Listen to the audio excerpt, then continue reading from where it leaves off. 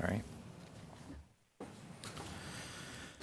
Good morning. It's Wednesday, June 5th, 2024. We are here for the Board of Commissioners meeting. It is 9 o'clock, and I will call the meeting to order, and please join me for the Pledge of Allegiance.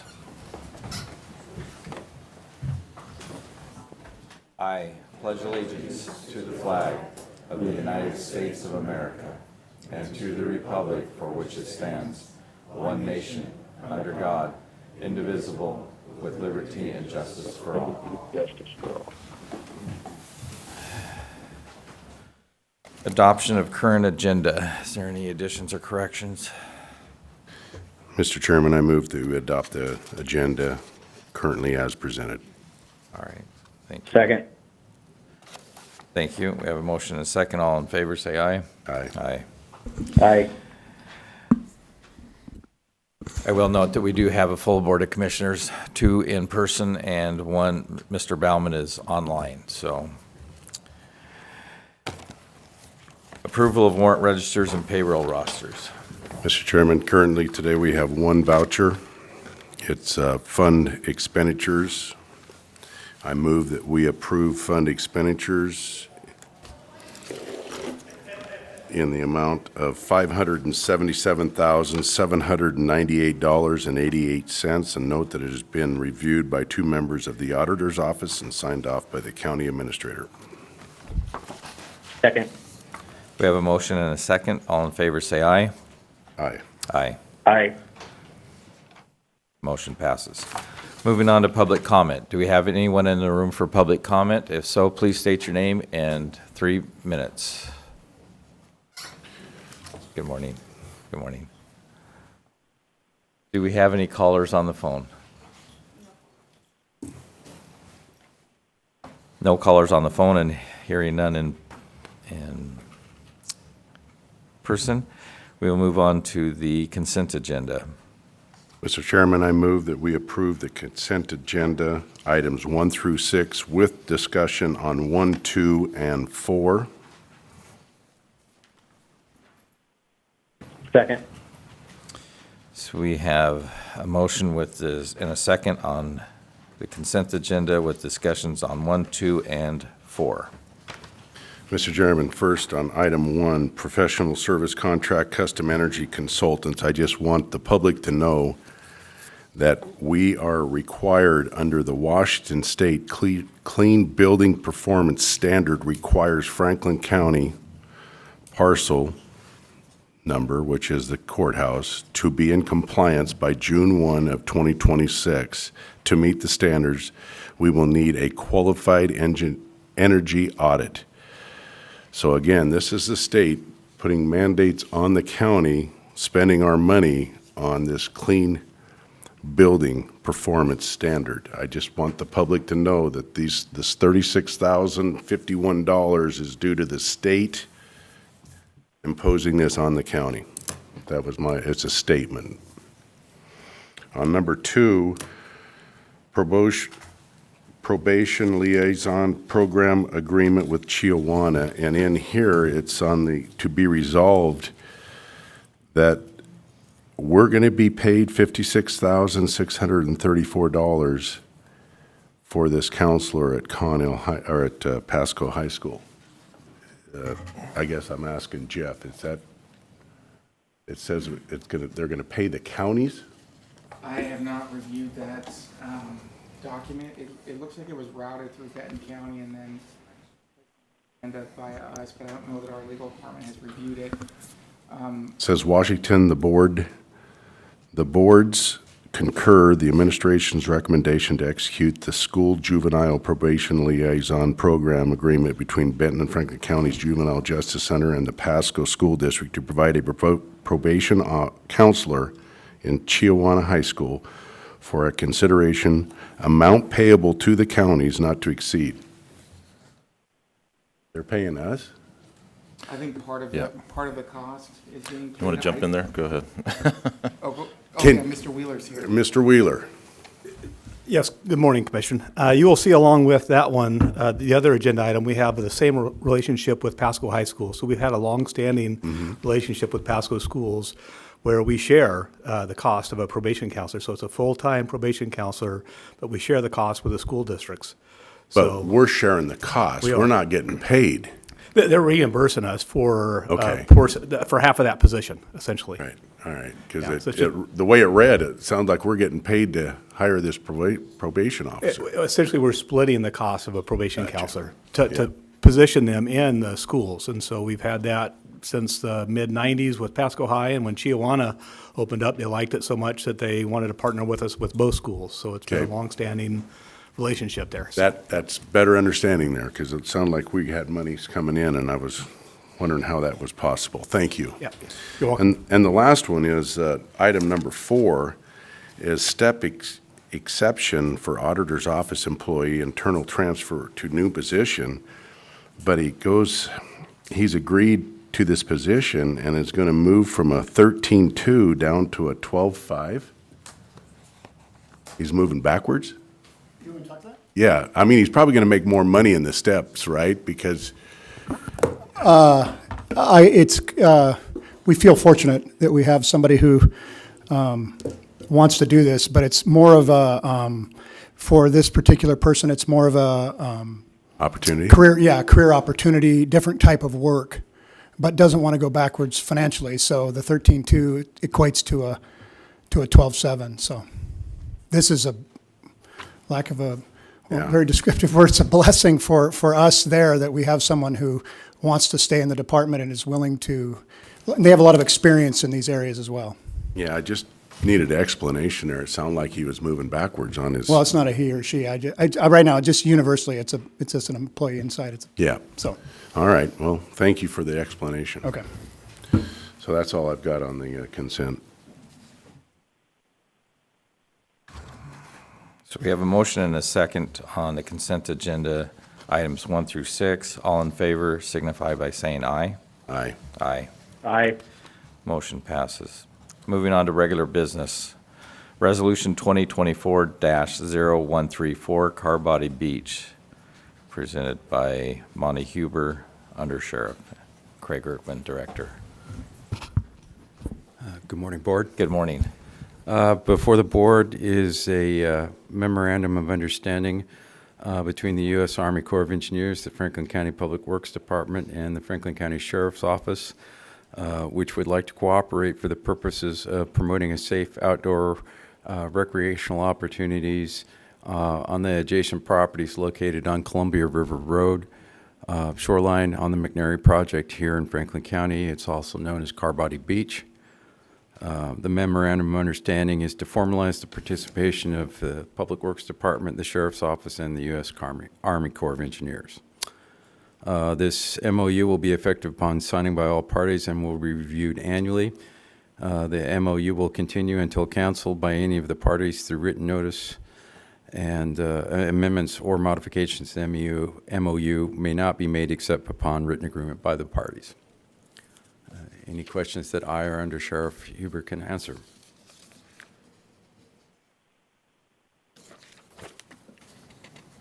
Questions? Mr. Chairman, if you're okay with me asking a question? Yes, Commissioner Bauman. Thank you. So Craig, a couple of questions about this. In this memorandum of understanding, it talks about some additional patrolling that will happen and some additional working together by the different parties involved. Have we tried any of those measures prior to this of locking this down and closing the gate? Yes, we currently have another gate already on the site that was there to help deter the illegal shooting going on in the back of the area of the road. So this is actually a modification of an earlier agreement. And when you describe illegal shooting, just the simple act of shooting in this area, I don't believe is illegal, but shooting signs and shooting towards where people are obviously is illegal and unsafe. Is there another component of that? I don't understand. Just the simple act of target practice in this area, I don't believe is illegal, correct? That I'll let the undersheriff speak to. So, Commissioner, what we have found is folks bring out things to shoot at, usually garbage of some sort, and the only legal shooting that can occur is by shotgun, just because of the range, and we're seeing all calibers that are being fired down there. This area is in close proximity to an orchard, and we've received several complaints of bullets going whizzing by orchard workers. And that's why that initial gate was put in place, so that at the end of the road, that's where the shooting was taking place. But since then, they just moved up to shooting where the gate is now, so it has deterred it from Okay, the end of the road, but the shooting is still taking place. And just for your reference, as of end of summer last year, we had 379 incidents that we responded to in Carbuddy Beach. So the need is there. I appreciate that. Need a little bit more clarification on shotgun being the only legal form of firearm that can be used in this location. Could you help me understand that better? Well, then you have to, obviously, shooter safety, know your backstop and beyond. So you shoot weapons of higher caliber, then they travel a much greater distance, and it requires a safe backstop, which there's not one out there. You're shooting across the river, or you're shooting at or towards the orchard. So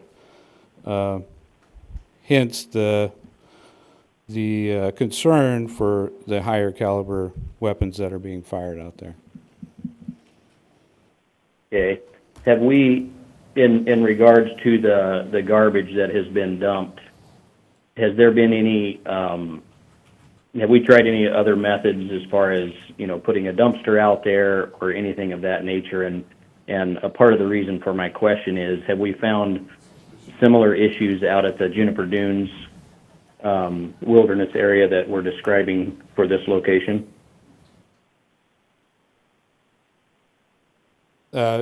Juniper Dunes is off the Pasco-Colotis Highway, so we're opposite ends of the county. We did discuss the dumpster option but it would be up to the Corps of Engineers because it's their property.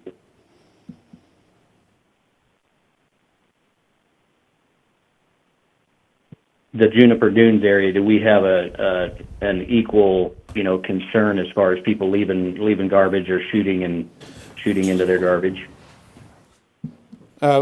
There's always that concern, but we get paid, the deputies get paid an overtime rate to go and patrol that by the Bureau of Land Management. So we have a grant that covers the extra patrols for that. So, Commissioner, if I may, the Juniper Dunes is managed and ran by the Bureau of Land Management. Carbuddy Beach, the county essentially signed over to the Corps of Engineers whenever the landslides occurred, roughly after the landslide occurred.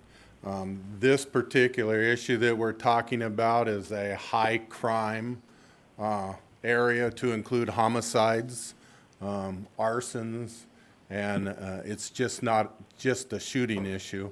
It's been going on for about 3 years now. We first started out by putting a gate that we could control at the very front or the back of the roadway, which didn't work.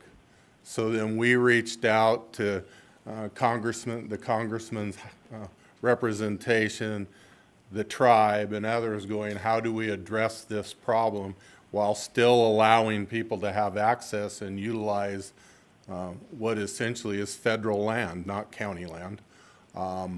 And we sit over the last year coming up with ways to address it, to decrease the crime and allow people to have a safe environment.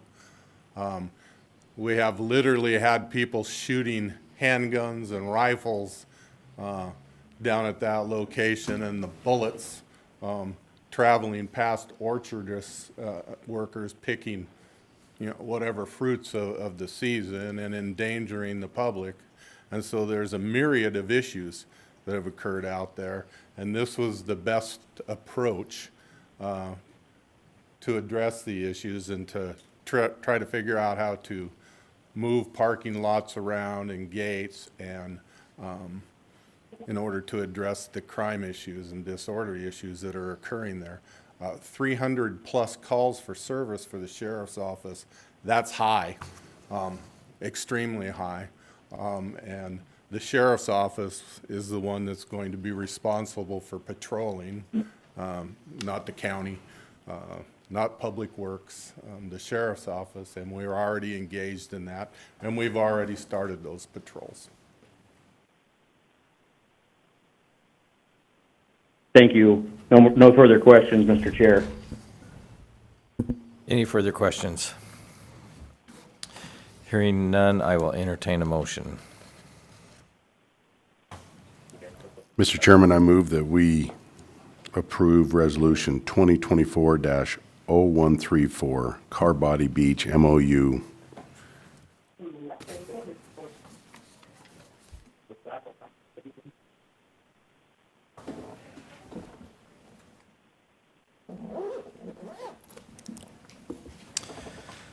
I will second the resolution. Any further discussion? Hearing none, all in favor of Mr. Chair, Yes.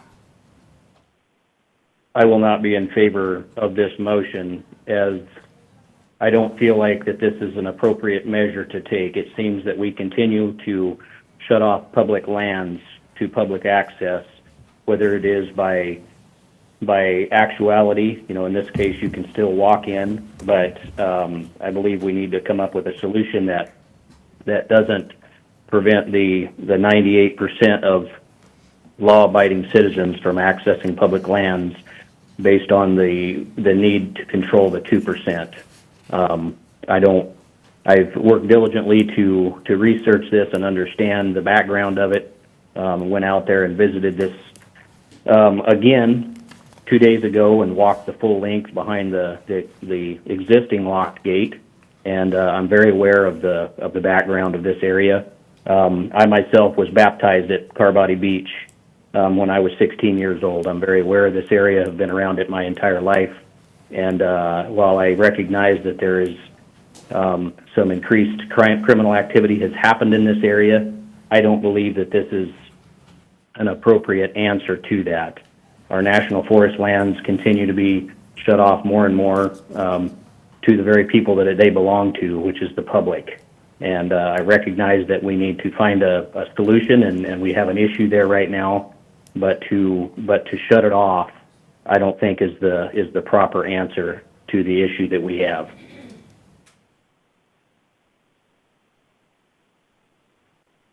Under Sheriff Huber, I see you've come to the microphone. Sure. The only thing I would add to that is it's not being shut off. It's being restricted in terms of people being able to drive in. There's been a parking lot that's been created, which is 200 yards from where they need to go, so they would have to pack things in. There's a dawn to dusk gate open option that could be utilized. What we're finding in our calls for service is the activity typically happens under the cover of darkness. And we are limited in our resources in being able to respond. 379 calls, we don't have that many deputies. So I'm asking you to allow us to use this tool to be able to control that. And no one is saying you can't use Car Body Beach. We're saying we want to restrict the number of vehicles that's able to haul garbage and everything else we're finding in there. That's what we're asking. Is the gate closed at dawn and dusk? There is no gate right now. Oh, I thought you said that was... The current gate is farther down the road, and it's always closed. Okay. The current gate is a quarter of a mile from the north end of this area, and the new gate would be plus or minus 3/4 of a mile from the end. So to access what is right now considered Carbody Beach, which is primarily the north end of this area, it would be a 3/4 of a mile approximate walk to access that, whether you say as you want to fish or sit on a sandy beach, which is a little bit rare in Franklin County, which is one of the draws for people to come to this area, you know, as a sandy beach. And to put a gate 3/4 of a mile from the end of it will by action discourage the public from accessing. Commissioner, that's absolutely untrue. This area right here is purpose is to readjust gates so that people can have access to the area with vehicles. The control measure is dawn to dusk, added patrols, and those type of issues. It's not designed to block anybody's right to come down and visit Carbody Beach or do those things. It's actually designed to keep the criminal element out and let the good people of the county use what now is a federal piece of property and access to the river. So what everybody's trying to do is actually let the good people of the county come in and utilize that versus the crooks and the gangsters and those that are creating criminal acts. And nothing So says there's nothing in there. says that it can't be adjusted if the gates aren't in the right places. It's a matter of placing the gates, putting them in place, controlling vehicle access, because as you know and everybody else knows, crooks are lazy. If they have to walk to commit their crimes, it's probably not going to happen. So these are all positive measures that we're trying to do so that the good people of this county can have access to Carbody Beach and use it for what it was intended for. So I appreciate a number of those things. It's been referenced a number of times that this will be a dusk to dawn type gate closure. There's nothing that I have been able to find in this memorandum of understanding that would indicate that that's the case. It says that it's open from April through October, I believe it says. And so I could be in favor of something that, you know, that was a little bit further along that lines, but to restrict 98% of people based on the criminal element of 2, I don't find is a proper solution. So then you're encouraging criminal acts to occur down on Carbody Beach? Is that what I'm hearing from you? I don't understand what your question is. Well, it's more of a statement, but you're for encouraging criminal activity on Carbody Beach? Is that what I'm hearing you say? I don't know how you can come to that conclusion. What my statement was is that I find it's an improper solution to cut off 98% of people based on the criminal behavior of 2%. Well, the 98% aren't coming in the current conditions of the Carbody Beach. The 2% are going to continue to create crime and disorder down in that area.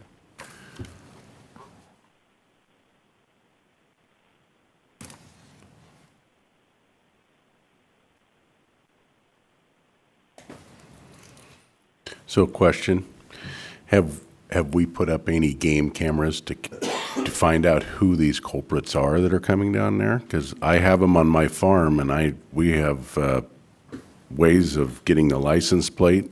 Have we done that? That was also part of the placement of the gate Game cameras? and then the game cameras. Yeah, we actually had purchased 6 cameras. Yeah, they're not that expensive. We got them all over our farms because of the theft that's happening out there. Thank you. Is this a permanent solution or a temporary fix to see if it's going to work? So the issues that we were having at the end of what Commissioner Bauman is calling the beach part of Carbody Beach at the end, we were having a bunch of issues with drunken, disorderly, illegal shooting and those types of things, and that gate was in place. And then after that, we haven't had, it seems like because we put the gate in place, the problems have moved farther up the road. So in my mind, that gate is working and keeping vehicles, because we were finding stolen vehicles that were hidden at the end of that road and those types of things that we're not having now. The issues have moved farther up that road. So you can revisit, so if you have a dawn to dusk parking lot in a park, and you close it, similar to what happens at Chiawana Park every day, at certain hours and open it at certain hours, that generally controls those issues that occur. Doesn't stop people from jumping over the gate, for a lack of better words, and going down and using the beach. But when you shut a parking lot down at dusk, and patrols come by and see activity there, they can assume that, well, I need to get out and check on this.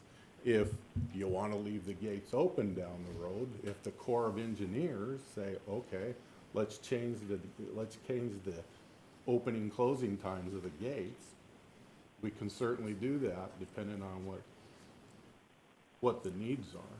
But these actions do not block anybody's fundamental rights to visit Carbody Beach. And so anything can be adjusted. It is sitting down and talking about it and evaluating and figure out what the problems are and adjusting those. So this is just an agreement to say, yep, let's do this and let's work together and see what we can do to improve the public safety of the area. That makes sense? Yeah, it makes sense, and it seems excessive, the amount of calls that you're getting out there. It's extremely excessive. The worst crime that's occurred out there is a young lady was shot and killed down there and then lit on fire and laid there for months before her body was discovered. There's rapes down there. There's all kinds of things, and those aren't impacting, quite frankly, 98% of the public. It's impacting victims. Sure. Individuals become victimized, and why would we not try to control the crime and disorder that's occurring down there by using environmental techniques to try to control those? All right, thank you. So just as a little bit of backstory, Commissioner, I know this is before you today, but this is actually a 3-year conversation that we've been exploring different options, and the federal friends that we have want to keep this open to the public, and we're trying to find every way to be able to do that and do that safely. And this is what we've collectively agreed upon. All right, thank you. Any further discussion? Mr. Chairman, I'd just like to make a comment. Yes. I'd just like to make a comment based on what the sheriff said. That argument of we need to do this to prevent criminals from operating is, I think that's a disingenuous argument, because based on that argument, we would shut a roadway down because there's been an accident on it in the past, and I don't think that's a proper or acceptable argument in this scenario. As Commissioner Didier said, I think that there's some options we could take before we get to this step. Very inexpensive to use cameras. I think the opportunity to put a garbage can out there and talk with some of our partners about doing it in that way. I think that there's options we can take before we go and shut off access.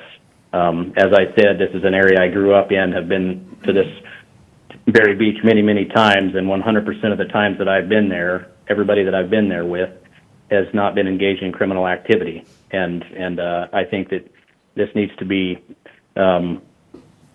carefully taken before we shut off additional access to the public.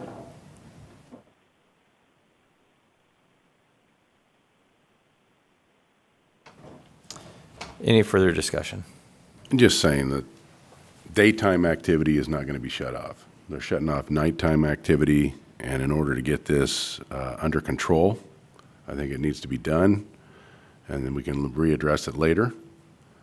As far as leaving it open in the evenings, this is not a ironclad decision for the duration of this park. But I think with the warmer days coming on, we hope as farmers, there's warmer days than what we've had. But we got to get a handle on it, because I've heard these reports of the murder, and get control of the area as far as illegal activity. I think it's a short-term cure, and we can readdress it later.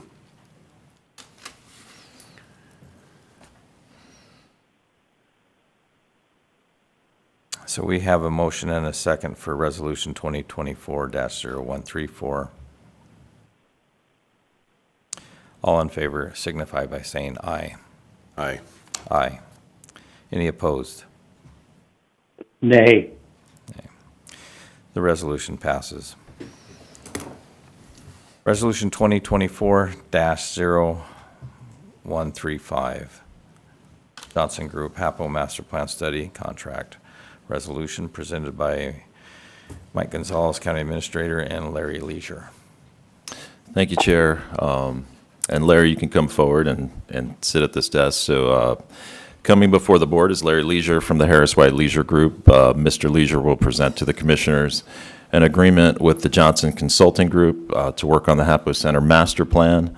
So the Johnson Group is headed by Charles Johnson, who is here with us today. And Mr. Johnson, feel free to come up and sit and be right next to Larry. Would appreciate that.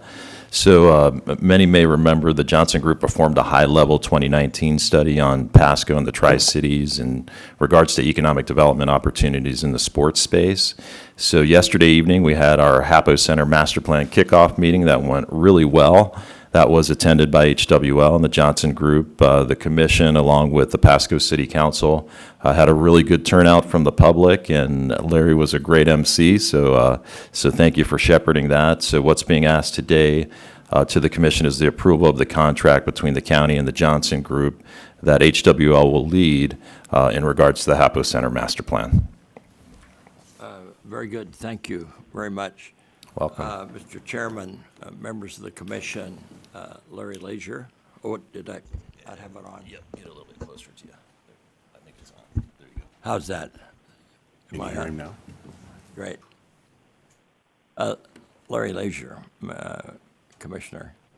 The purpose today is to ask for the formal approval of the actual contract that we presented to you. It's been a month or so ago when we approved the report and the proposal that Mr. Johnson presented to us, and of which we sent to you and reviewed with you as to what would happen in this process for the master plan. And our recommendation was Mr. Johnson and what he's done, and we're extremely pleased with that to date.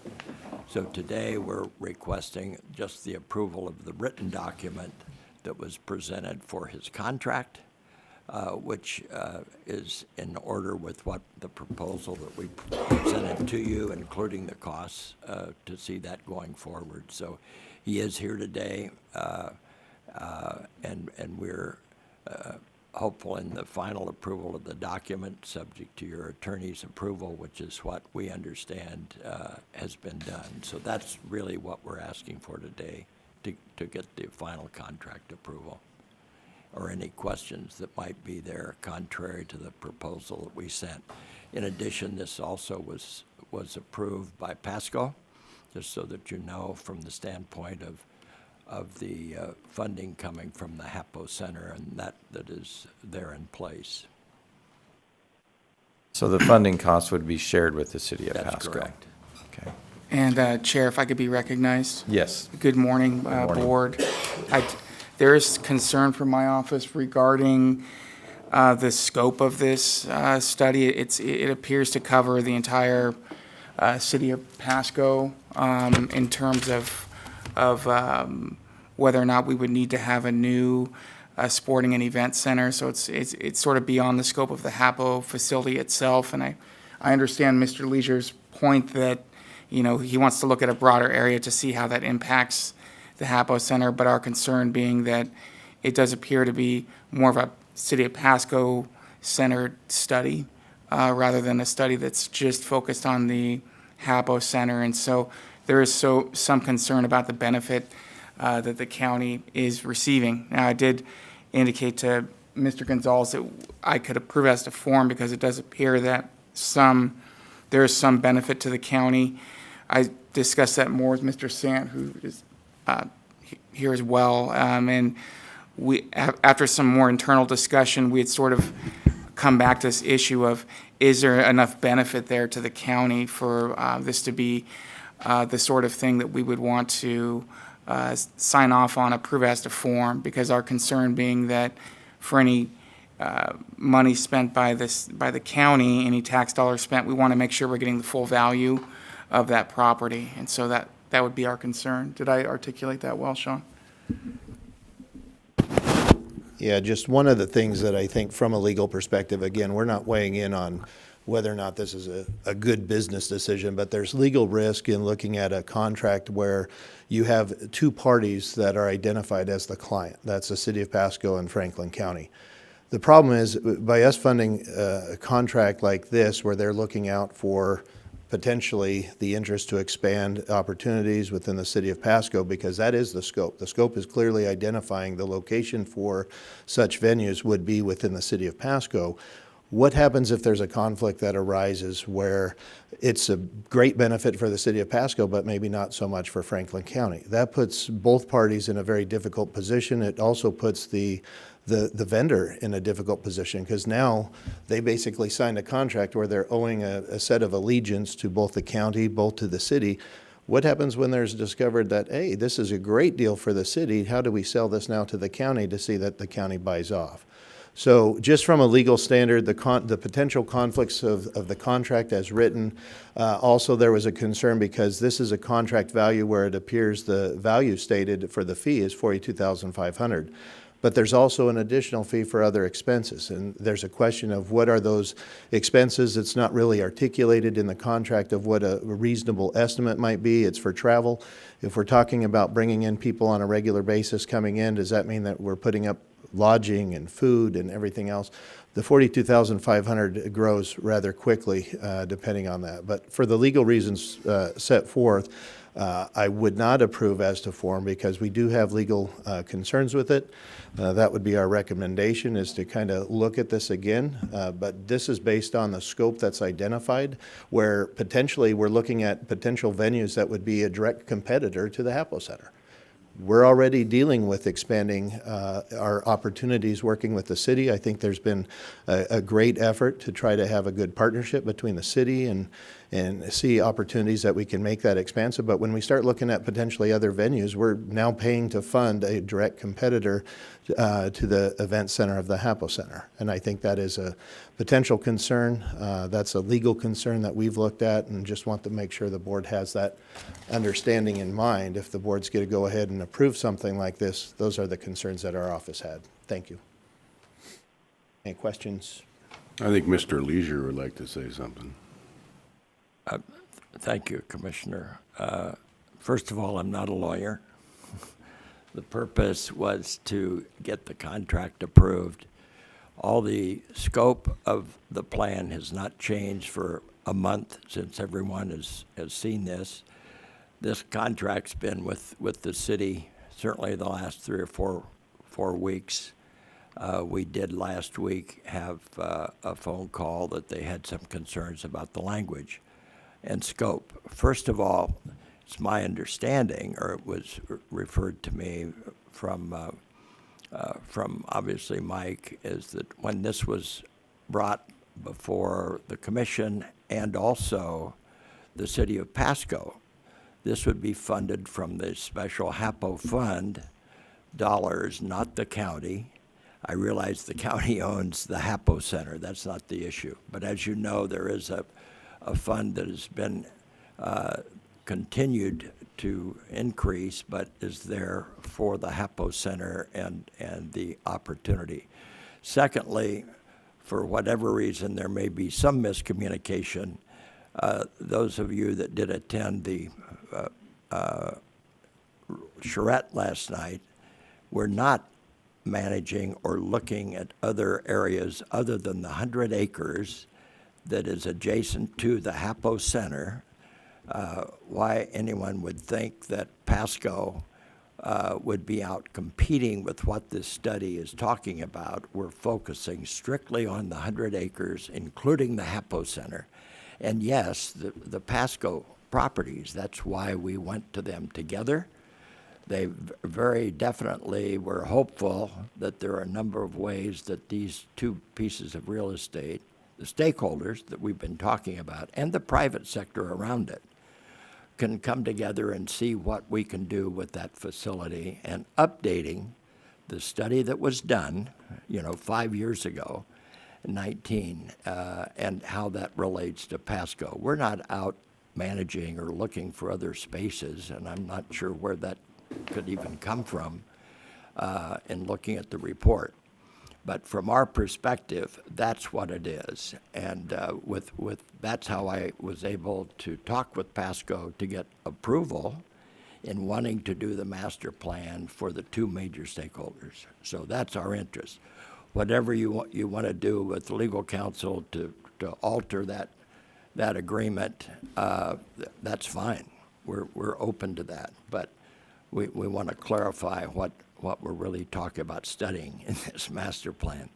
And No, thank you, and I appreciate that. I'm just referring to page 16 of 22, under the understanding of assignment. And again, as we look at a contract, I'm focusing on the language that's contained there. And I'm looking at paragraph 1, market and needs assessment. Do local and regional demographics support an additional sports facility in the marketplace? Well, that question alone suggests that there's going to be an expanding type of center or operation. I don't know if that means an expanded competing interest, but it really begs the question, going back to the original conflict I see, is that what if this is a great opportunity for Pasco? And obviously, I recognize Franklin County.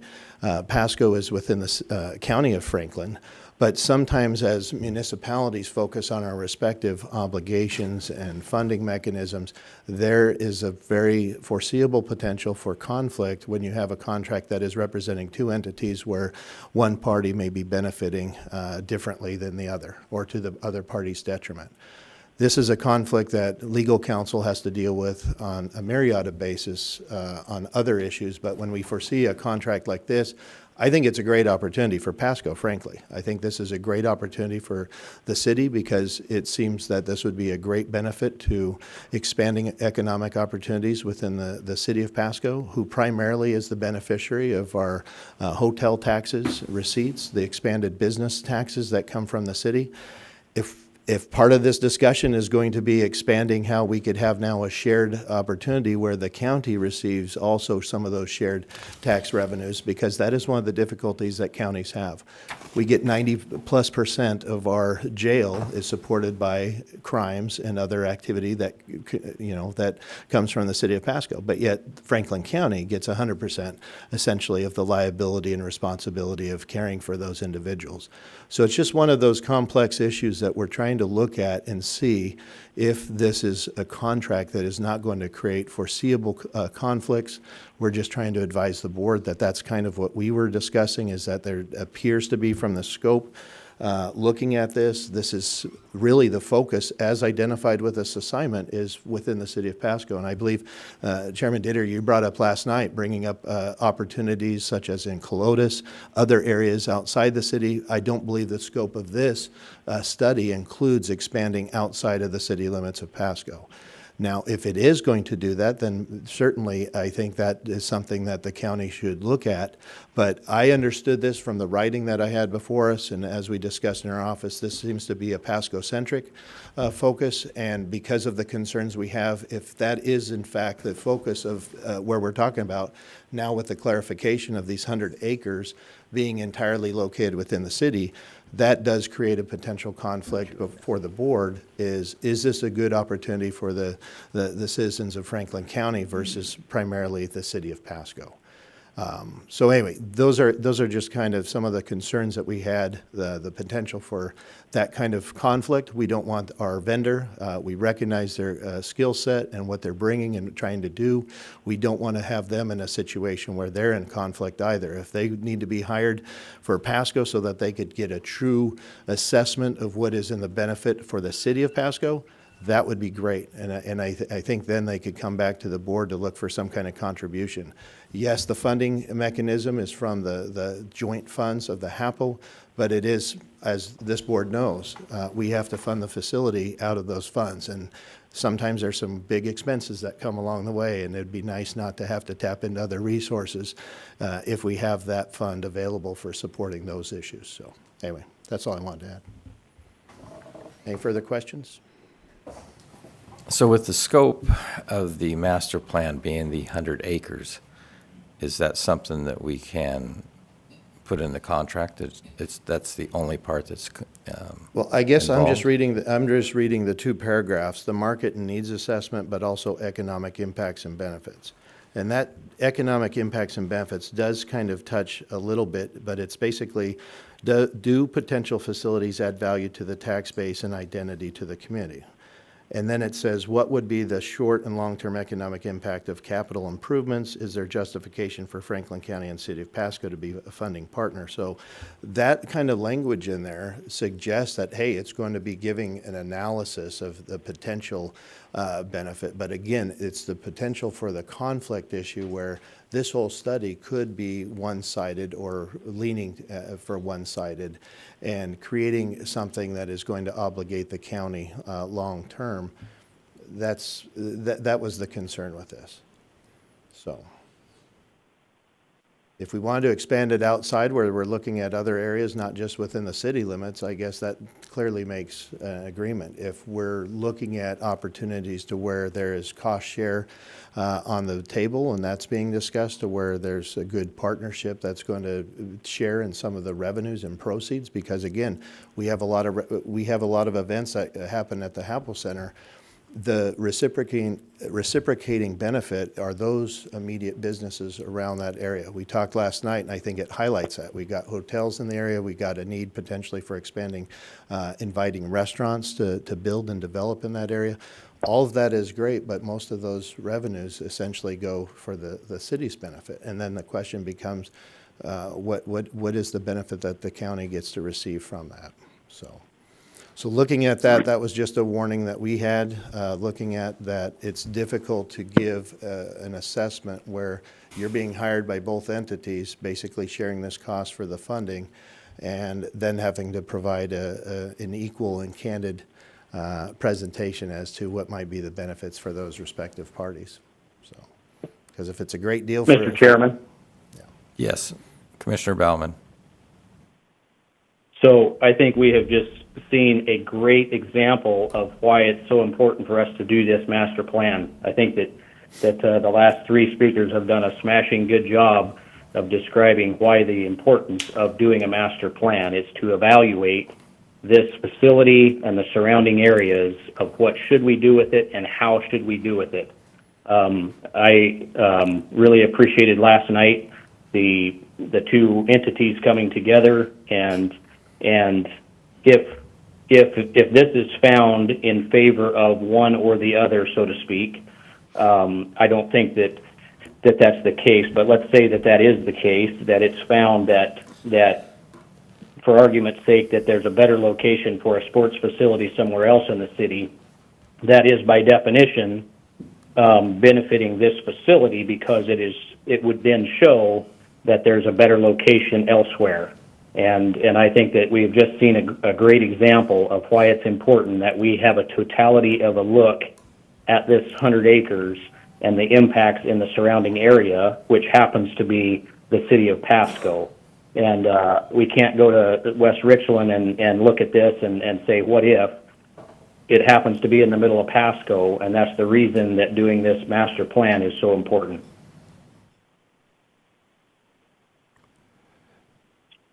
Mr. Chairman? Yes, Mr. Leisure. This has gotten way off track, in my view. I've asked and recommended the study a month ago, so I'm the one that had put both parties on that contract. Initially, it was with strictly HAPO, the county, for signature, for Mike's signature, because of the fact that both entities were in support of a master plan of this area. That's number one. Number two, in relationship to why you would even look at this entire area, first of all, the Johnson Consulting Group did the study in 19, just so we're really clear here. They did a major study of the entire region as to what needs could be there, what was being happening, and so forth. We're simply updating that study for the Pasco area, which includes the HAPO Center. Simple as that. It's city and county.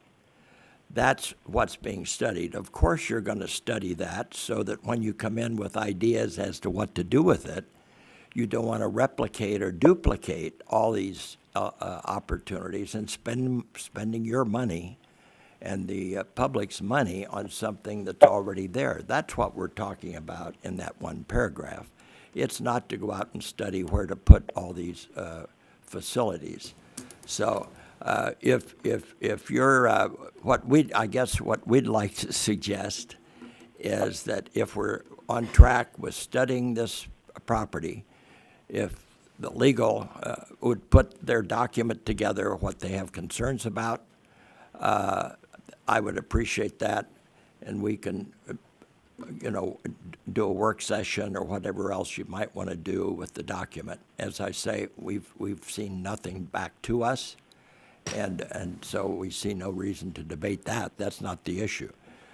Hopefully you understand that this study is literally for the HAPO Center. If you also study it at all, you'll also note there's a tremendous amount of the work that's actually in the building, what to do with it, what to do with your property of the 100 acres, of which is the majority of the study is definitely our real estate, meaning the county's real estate here, but how all this can work together. So that's the whole purpose of this study in trying to bring all this together. And appreciate your comments. Well, it is a joint venture, and we have to make the decision that is best for the center as a whole. I mean, I would agree with Mr. Leisure.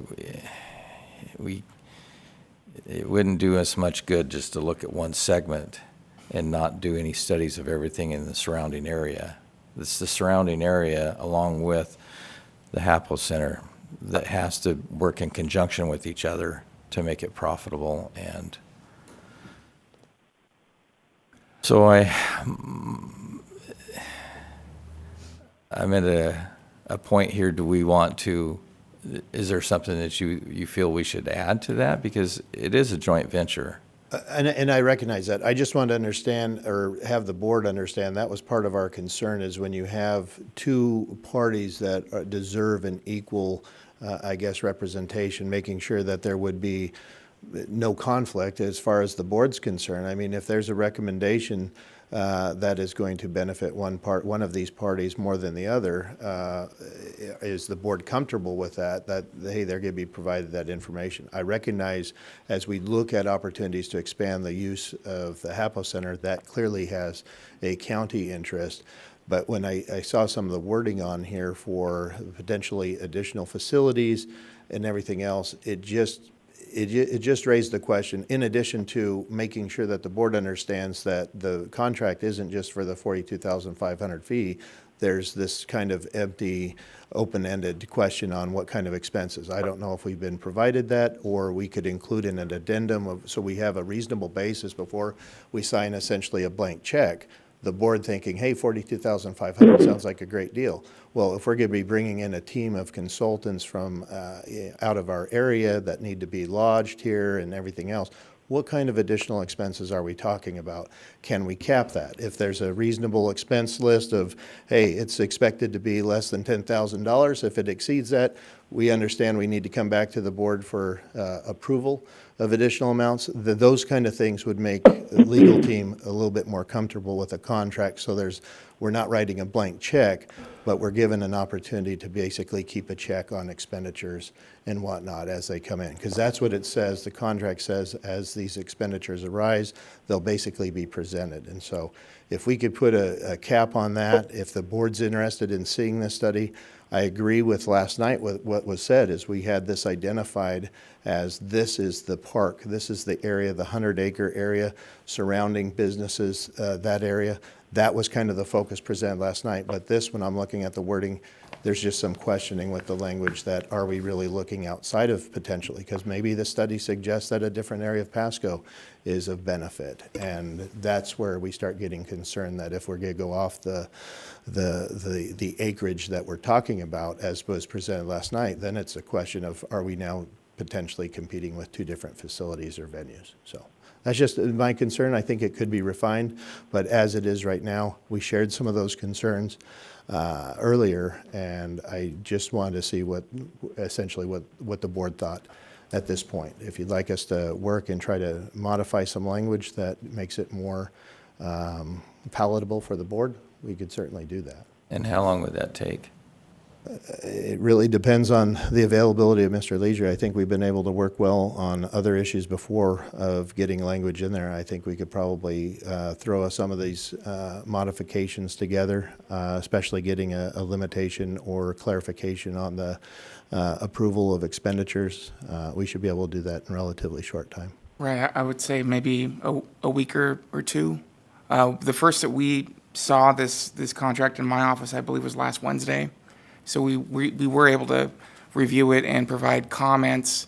It was sent to us in a PDF, so we can't really redline that copy.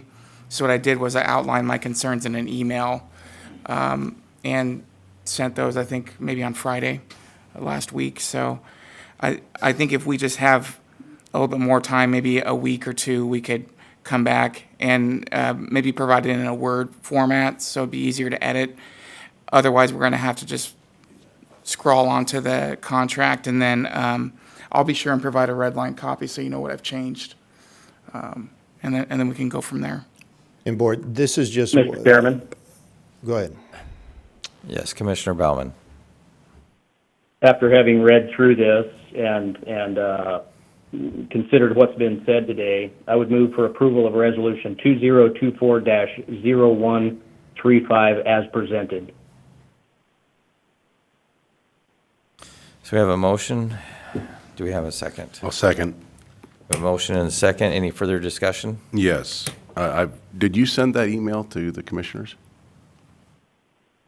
I'm looking through my emails, and I didn't No, get I any. shared that with Mr. Gonzalez. He had circulated the draft contract to me, and so I shared my concerns with him, and then wanted to discuss with my boss how to figure out what our inter-office consensus was, if he shared my concerns. And so we didn't really have, we had a consensus, I think, on Friday. Sean and I did. And then we shared that with Mr. Leisure, Mr. Gonzalez, I think. So. It'd have been nice to share it with the commissioners so we could have got a heads up on this and read through it ourselves. I mean, we're the Mr. ultimate Briggs, is it decision accurate to makers. say that was that shared with Mr. Gonzalez and Mr. Leisure yesterday? It was prior to yesterday, right? I think it was, here, I'll find my email, but I want to say we discussed it over the phone maybe Monday and Tuesday. And I know it was communicated Friday because we had we kind of missed on a meeting there with Mr. Leisure, but we were trying to iron out the details because I know Mr. Leisure has a big concept. He's a big picture guy, and I wanted to understand what the big picture was here.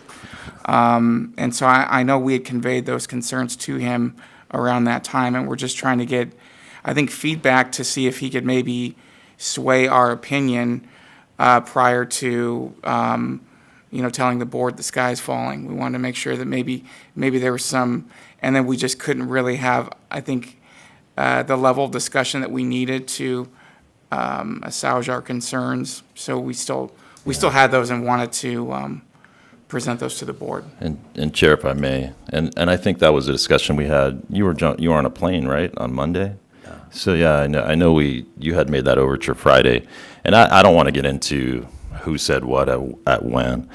Just to give some context, I have been in really good discussion with the city of Pasco, and to put on the record, they're fully in support of this contract. They've reviewed it, and they are very comfortable with HWL taking the lead on this with the Johnson Group. So, to me, all this discussion is sort of a non-starter of, who benefits what. Putting on my economic development hat, what's good in the city of Pasco is good for Franklin County. We certainly don't get the tax base from a sales tax perspective, but economic development is good, and the reality is this plan has to look at the full gamut.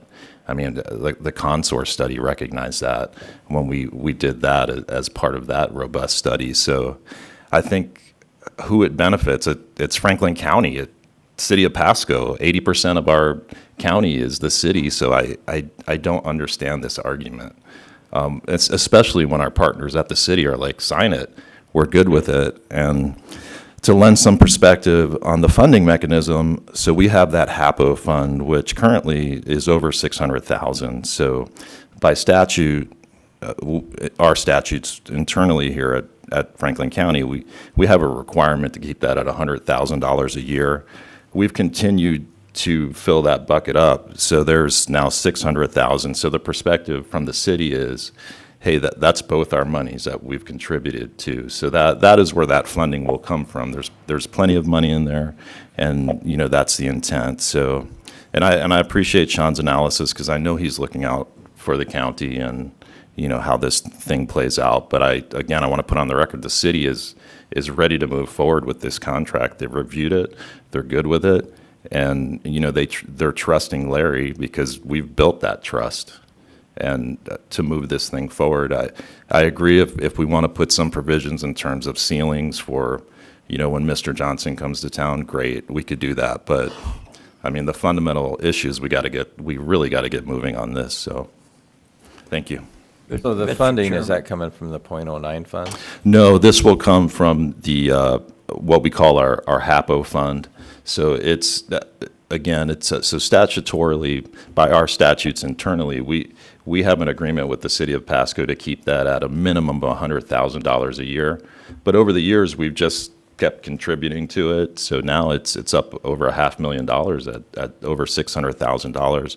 So it's pretty robust. There's plenty of funding in there, and that's where we are going to take that money from that we've saved. It's been sort of a savings account over the years, and so we won't have to take it from a general fund or a contingency fund from the county. So it's there. Again, the city's supportive of this contract. They're supportive of how this is currently structured. So they don't have concerns, in terms of, the way it's looking. Thank you. Mr. Chairman, I think we would propose, as Mr. Johnson and he and I have chatted here, is to, if the county could, within the next week, put their comments together, concerns from the legal side at this point. We certainly will cap the expenses at $7,500. We're also talking about the other, you read about the other two participants last night, ourselves and also Esposito. That is separate. We're not asking for that approval, but I do want to get this approved so we're all in sync. But if we could get your comments at all, and let's discuss any of them.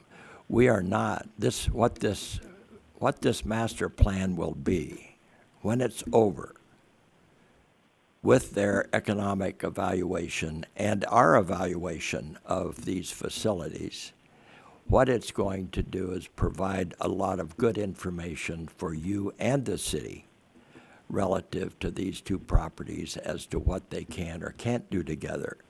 You need that information. This study is not to negotiate a contract or an agreement between you and Pasco. That's not the purpose of this study, to say who should get monies coming from hotels and on what basis. That's not the purpose of this study.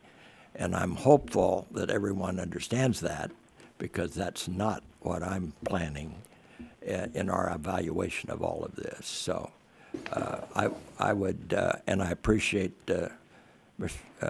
Commissioner Bauman's support, but I would suggest an extension of this, or tabling of this, however you want to deal with it, and that we'll get with legal and attempt to answer any questions they have concerning that contract. That contract's been used a few hundred times, and of which I've evaluated, but I'm not a lawyer, okay? So we're certainly anxious to be sure that we are all on track as we move forward. Moving forward, we're excited to have him involved. So, Mr. Chairman?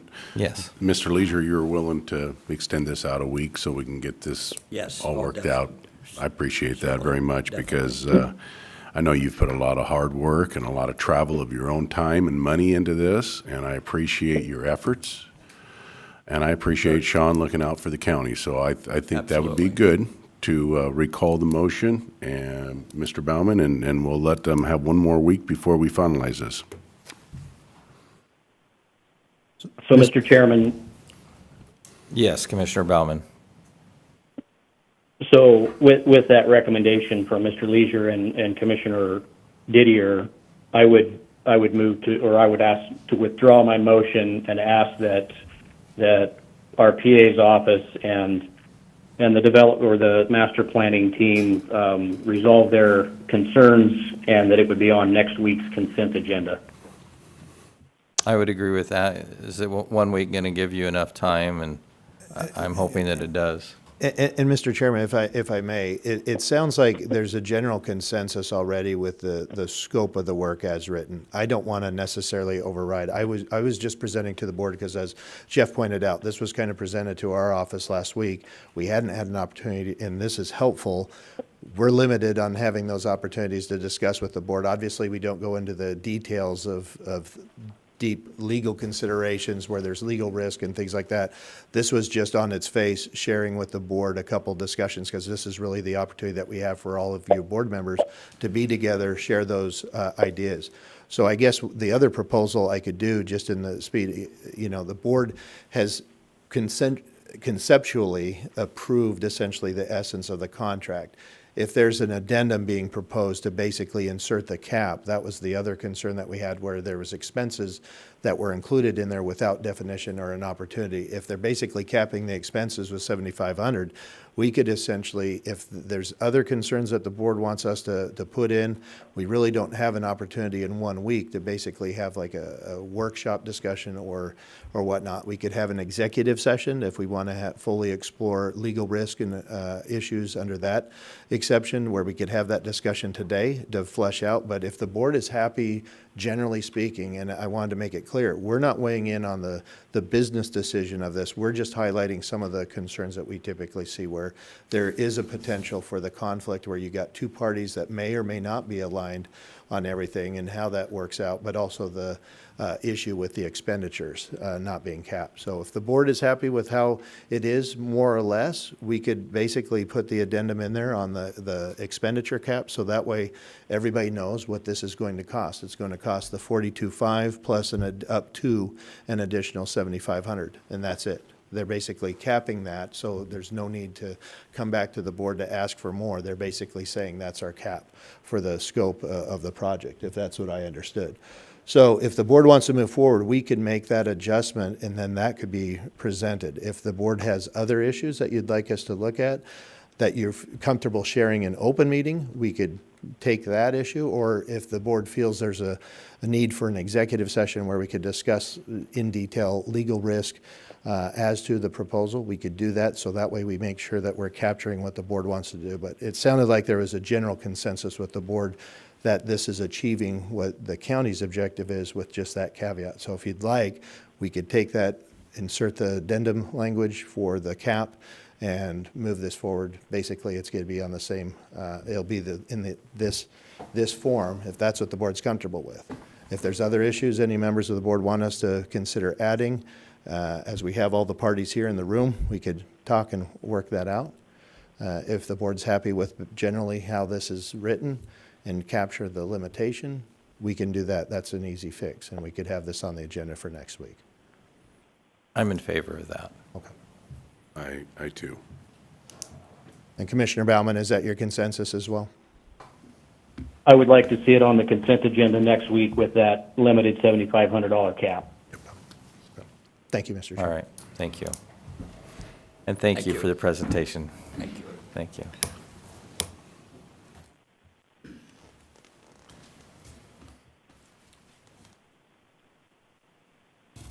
Moving on to Commissioner Administrator updates. Mr. Gonzalez. Thank you, Chair. Yesterday, we had the HAPO Center Master Plan Kickoff meeting, so thanks to HWL and all the public that showed up, and City of Pasco was there as well, so I thought the public was well represented, and we got off to a really good start, so we'll continue to message those out and let the public know when those are happening, because we definitely want the public's input. We've been working on the horse stall update, just to give the public a little bit of an update. The Treasurer's Office is working with us and setting the public hearing for June 26th. And just a side note, June 19th is Juneteenth, so we'll have to alter that meeting date to either the Tuesday before or the Thursday. So we're updating that notice so we get everything correct. So whoever wants to bid on that, I'm sure we're going to get quite a bit of money. I'm getting calls every day as people hear about it, and they want to try to scoop it up before the actual auction, but I keep telling them, you know, they're going to have to bid on it like everyone else. Working with Lords on the Sobering Center issue, they've still had some questions, and the city did reach out to me and said there might be some concerns with zoning where they're proposing it, so that discussion continues to move forward. And you know, the issue really is how quickly can that sobering center be up and running. So also we're going to talk a little bit about the 911 communication sales tax, a little bit in the office business. I've been talking to some of the stakeholders on that piece, and sort of us making a decision, and some of the messaging that goes with that. So been a busy couple of days, and that's all I've got, Chair. Thank you. Commissioner Baumann. Yes, Mr. Chairman, thank you. Been a busy last week at a chamber luncheon. There was a 2-day ag conference held over at the Kennewick Convention Center. Didn't attend all of it, but attended a portion of that, and just ag concerns and lots of stakeholders there. I enjoyed being a part of that. Had a meeting with Tridec and a business owner here in Franklin County about some possibilities of using some waste product and turning it into a product that can be used in other industries. Really enjoyed, had helped with 2 field trips from kids from Three Rivers Elementary School through the courthouse, through lots of the different offices, and that's a lot of fun walking with over 100 kids in each group and showing them everything from courtrooms to commissioners' chambers. Appreciate all the different offices around the courthouse that participated in and helped with that. I've had a number of phone calls with our legislators, some in lead up to our meeting that we're going to have with them on the Office of Public Defense, and I believe that sums up my last week. Thank you, Mr. Chair. All right, thank you. Commissioner Didier. Yeah, last week I had the Eastern Washington Council of Governments, where it's all the county governments from the east side of the mountains get together, and we talk over the issues. We did talk about OPD, and they're saying Wasac is they've got another lawsuit that they're trying to handle this OPD cost increase to every county. I appreciate that they are, but I think as county governments, we need to come together and start flexing our muscle a little bit, here on the east side especially. And then talked about elections and also a lot of other things, the grizzly bear reintroduction, wolves. They're very, very thorough in their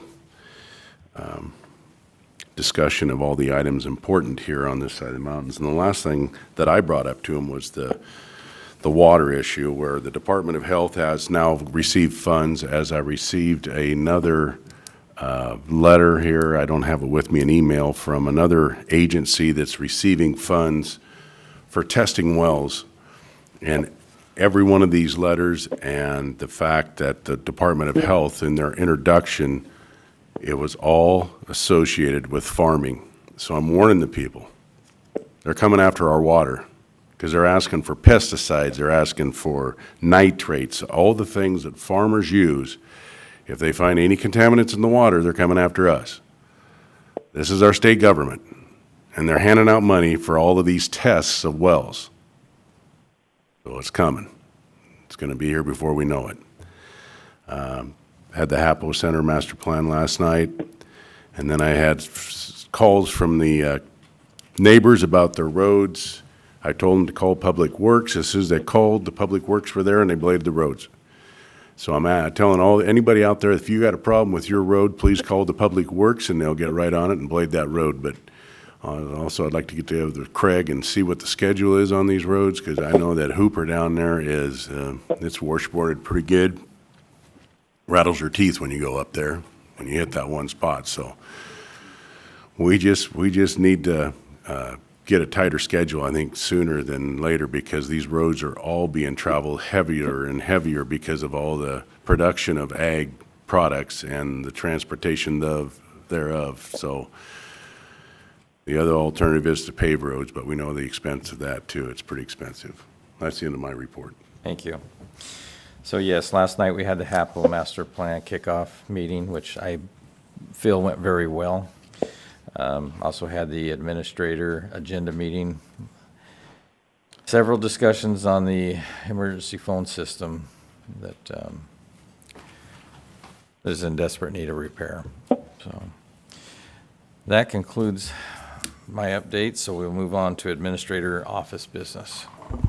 Mr. Gonzalez. Thank you, Chair. We've got a few things to put on the floor. The first thing would be pretty easy. The 19th is a Wednesday, but it's also Juneteenth. So I wanted to get an idea from the board. Would you rather have that meeting the day before on a Tuesday or hold it on the Thursday, which would be the 20th? So the Tuesday would be the 18th. Obviously, the Thursday would be the 20th. So get a feel for the will of the board on if we'd rather do it sooner than later.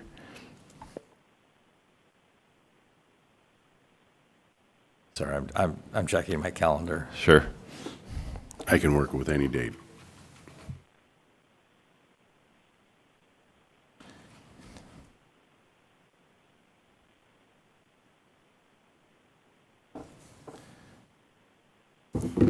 Either way works with me, but if there is not a urgent or pressing need to have it, I think that canceling that week wouldn't hurt anything.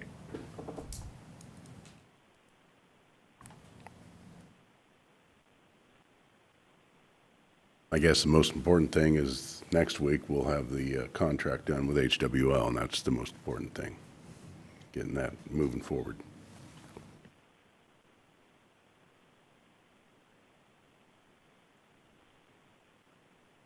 It would work better for me if it was on Thursday, the 20th. Thursday, okay.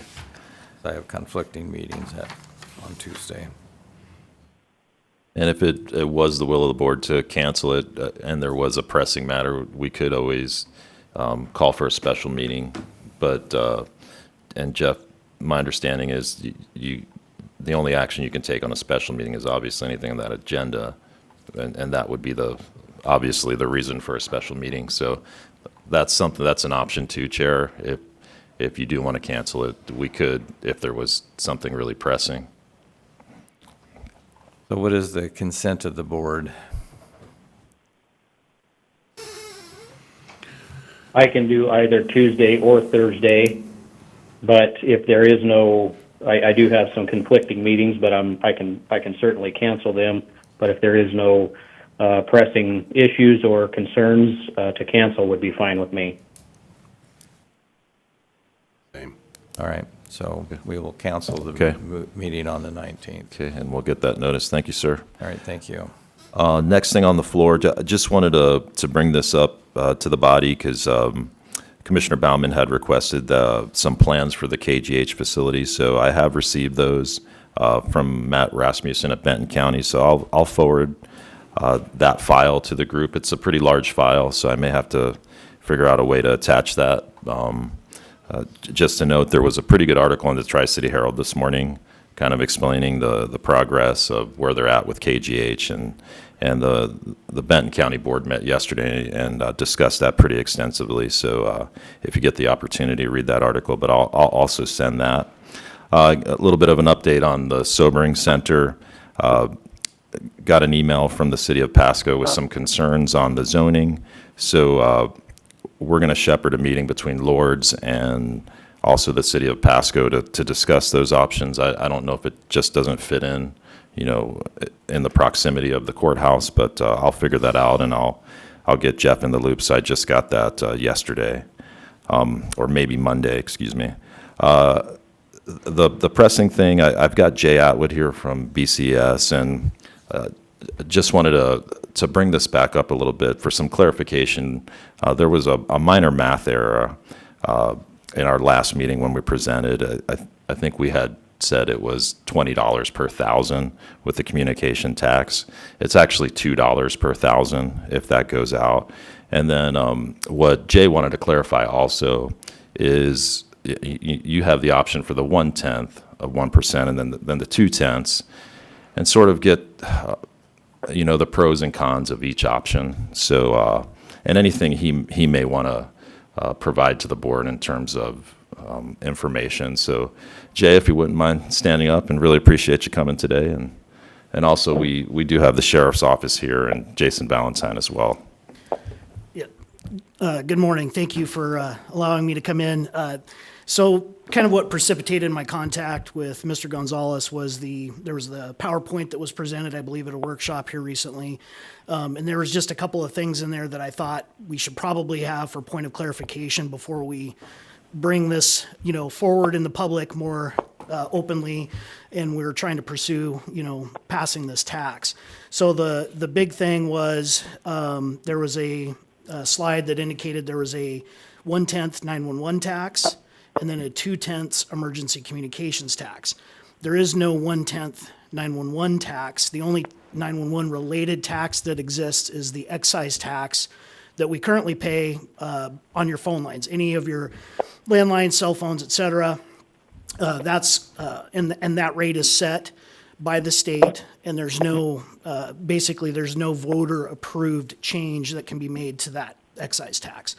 But the communications tax does have a 1/10 or a 2/10 option. So that's just one of the big things that I identified as it relates to, kind of that slide deck. I think the only other thing that I would say too is that from a verbiage perspective, we need to be very careful about not saying we have a problem with our 911 system.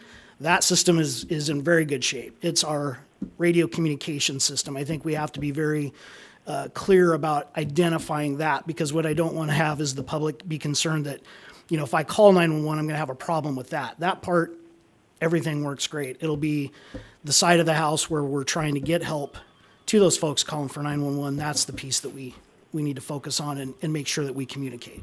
Thank you for that clarification. One of the other questions I have is, what is the approximate cost of Franklin County?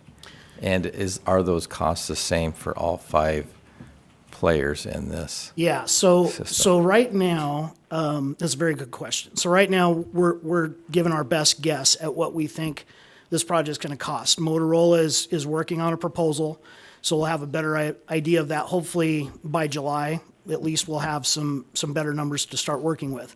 Based on a rough order of magnitude provided to us by Motorola, the infrastructure expansion that we need to bring the 800 system across into Franklin County and provide better coverage for both counties is about $9 million, again, best guess.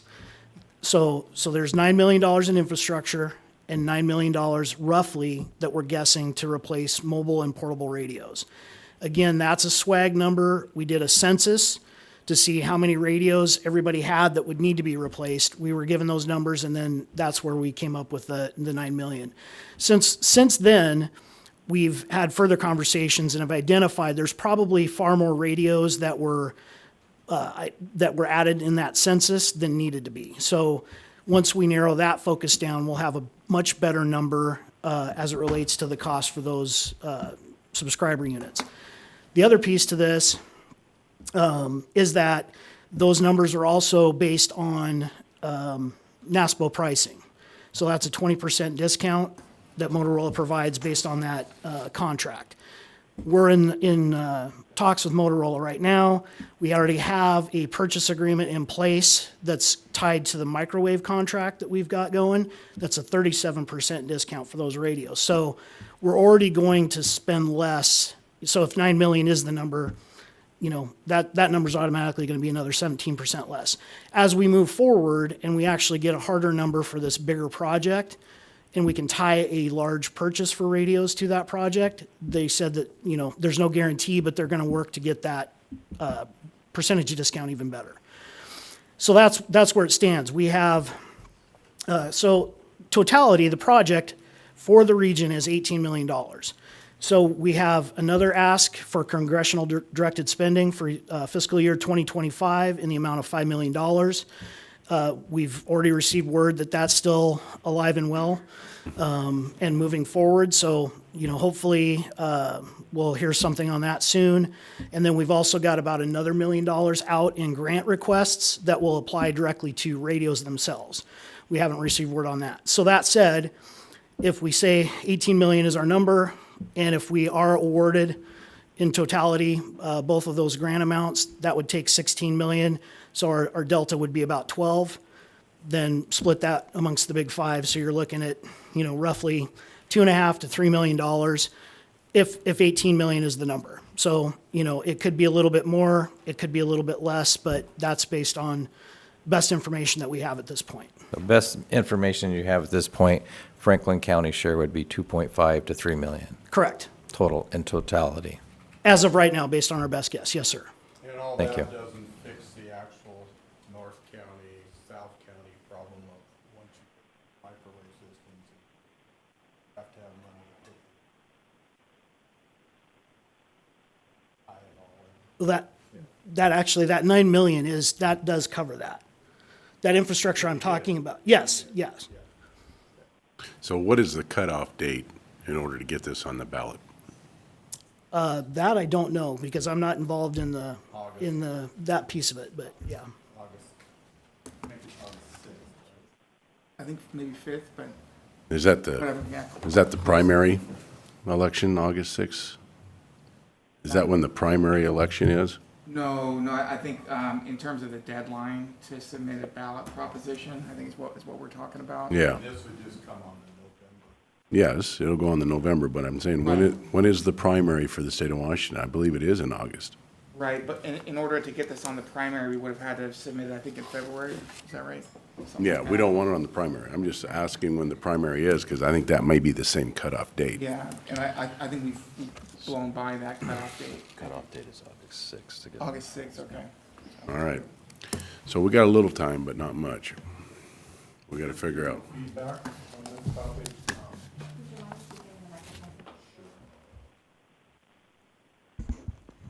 Just general feedback on this topic from people I've been speaking to in North Franklin County, South Franklin County. They're in favor of putting it on the ballot at 0.002. Generally, what happens across the county with these is they pass somewhere in the 60% level. So we won't know unless we ask, number one.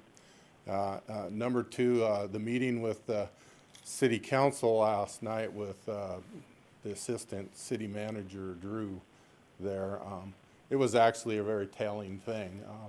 The bi-county, they would prefer that we wait until they're ready to do the tax, but I don't see where we have those options.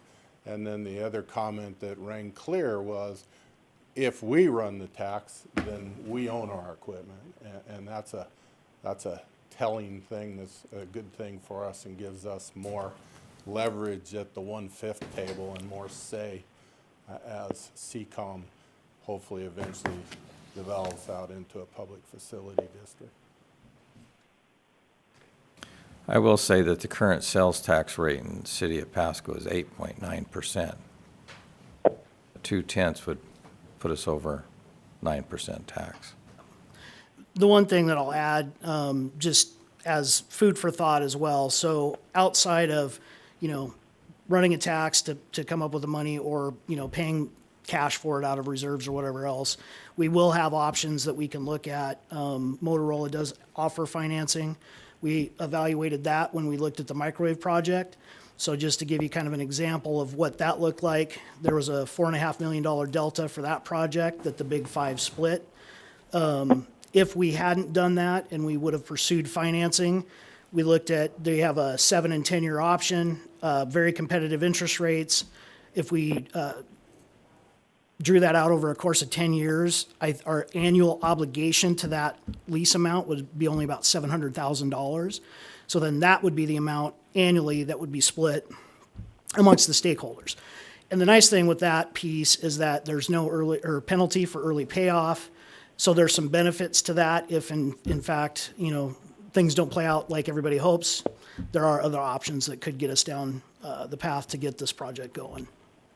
I appreciate those comments because that's the first I've heard of them, so I appreciate them. Yeah, Thank you. it's been on the table. I guess it's just been, negligence either on my behalf or others to not mention that. But as we're looking at other options for being able to, put this together, that is something that we can look at. And this wouldn't qualify for the .09 funds? I mean, it is infrastructure.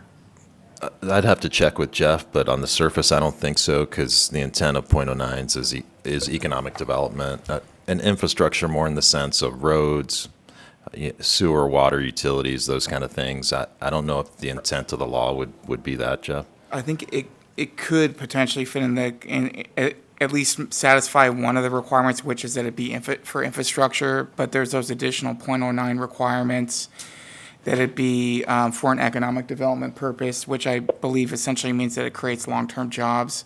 And then the other requirement, which it also would not meet, is that the project would need to be in the economic development portion of our comprehensive plan. All right. So I don't think it would meet that. All right, thank you.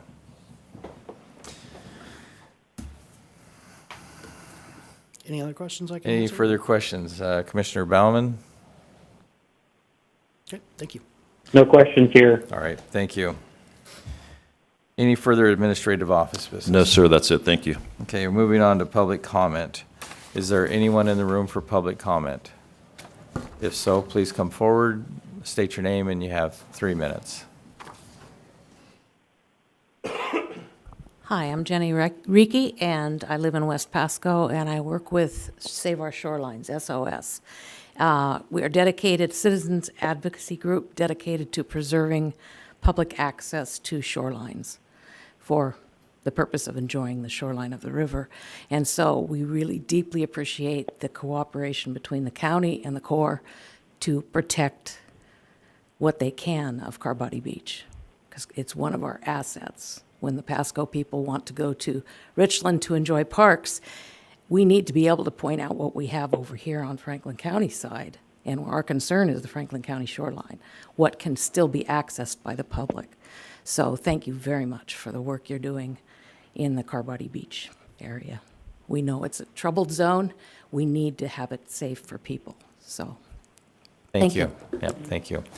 Anyone else in the room for public comment?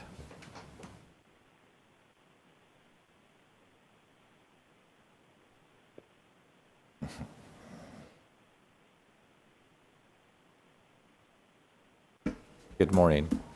Good morning. My name is Cynthia Muse. I live at 260 Ridgeview Drive. Been a citizen of the county for, over 60 years. Thank you very much, commissioners, planning department, roads and maintenance people, the public works department, and sheriff's department. Thank you, thank you, thank you. What more can we say? Because we have worked so hard for the last 3 years to try to gain access, both visually and physically to and from the waters, especially the Columbia River. And now we're working on some land access. And for the Franklin County Sheriff's Office, they have been with us since day one. Sheriff Raymond, on our first call, vowed that he would be protecting us as we were clearing easements and trying to mark and identify places that would make good public access. And he reassured us that they had our back.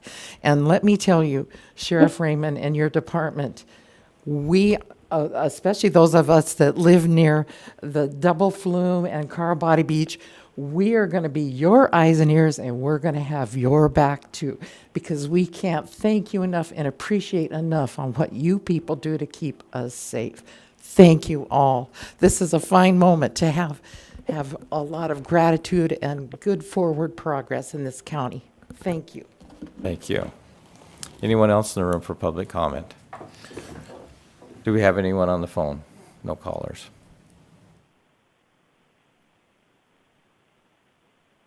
Is there a need for executive session today? Yes, there is a need. This would be under RCW 4230-110-1I, potential litigation.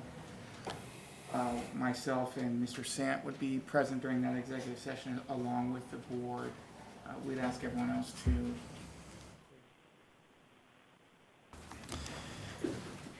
All right, so how long will you need an executive session for? Time. What is the length of time for the executive session? 20 minutes. We have one with HWL also. Sorry? If we could clarify, I guess HWL needs an executive session as well. I believe that would also be under potential litigation. Can we go first with them? Yes. I just want to clarify, we would have them present during that. Oh, you don't? Well, yeah, Wes and I were something that with the HAPO Center.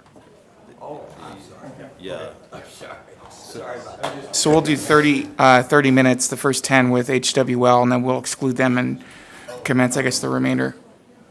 So at this point, we'll go into executive session for approximately 30 minutes. Commissioner Baumann, what now?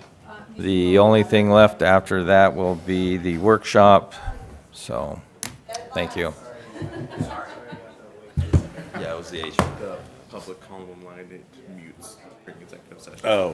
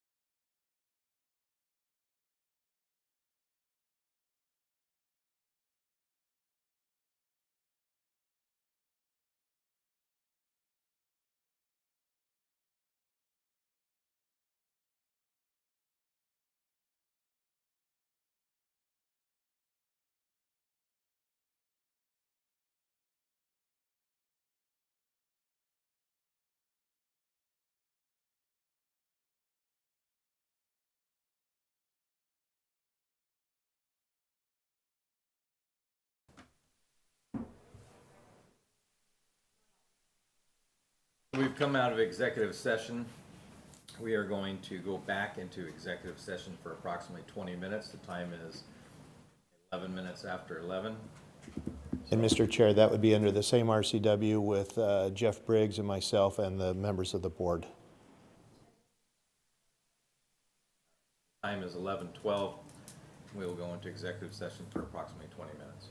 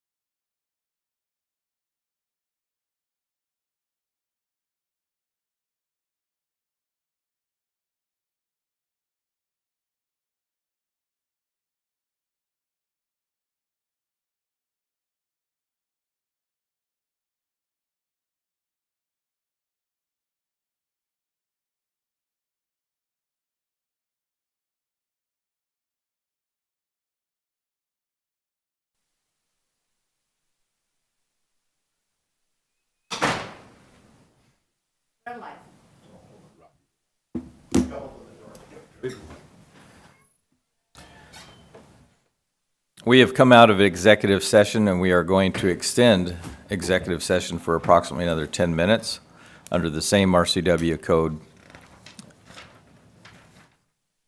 as first stated.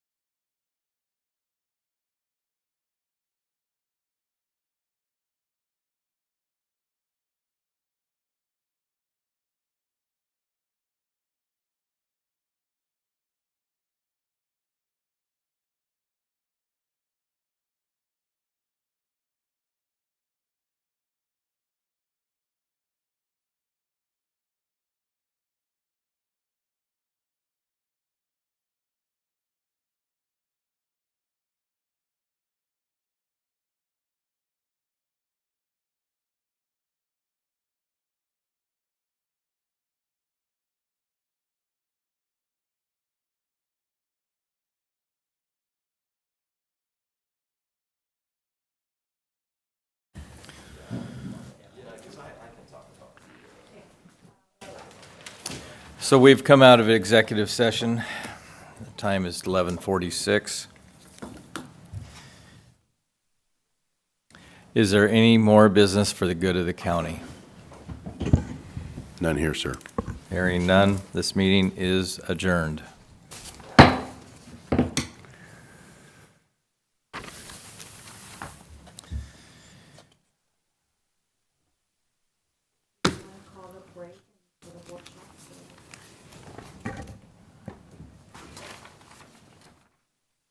Because of the time, do we still want to do the workshop?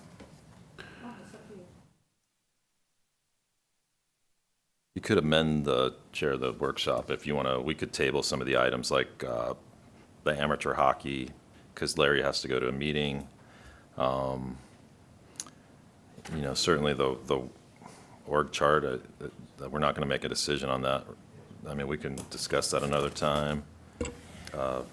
I mean, if there was one that I would like to do, Chair, is the property management one, because that, to get kind of some direction, and we've been going over that for quite a bit, and to represent that to the board.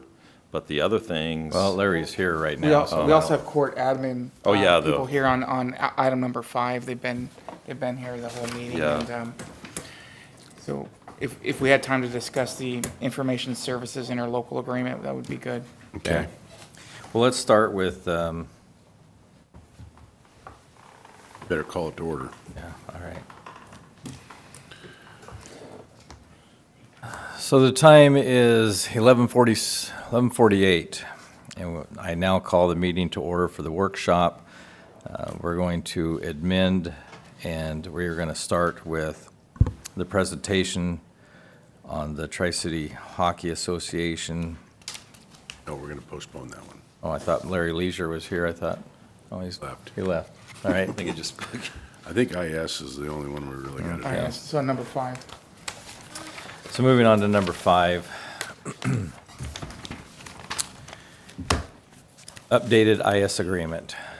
Thank you for your patience.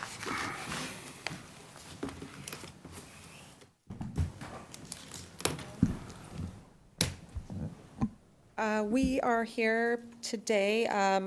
Mr. Briggs wanted to come before the board. We have historically had an interlocal agreement to address our IT arrangements between Benton and Franklin counties. I was amending it early. It was going to expire at the end of this year, but I was amending it early to add one more workstation. And just to give you some background, the computers in Franklin County are owned by Franklin County, but they're interfaced with Benton County so that the judges don't have to use 2 computers to do work each day. So that's why we started amending early this year to add the workstation. And I think from what I understand, Mr. Briggs was concerned about the hourly rate that Benton IT was assessing in their island. Right. Well, yeah, and I think in terms of adding the workstation, in the discussions with Benton County, they had indicated that this is not for purchasing computers. So I know it's not, the increased amount of the hourly rate is not for the purpose of obtaining a new computer. If it were, I think it'd be joint county property, and that's probably why, or one of the reasons why it wasn't structured that way. I did have concern about the amount of the increase. It's about a 44% increase, I believe, over the prior admin fees. And really, I was having trouble grasping how this all works because we have our own IT department. And so my initial thought was, well, why can't they do IT stuff when the judges are here? Benton County does it when the judges are over there. And that's why I wanted Liz to be here as well to sort of explain how this whole thing works. I can explain it to you. Oh, she can? Oh, okay. It's because although the equipment in Franklin County is owned by Franklin County, they're interfaced with Benton County software.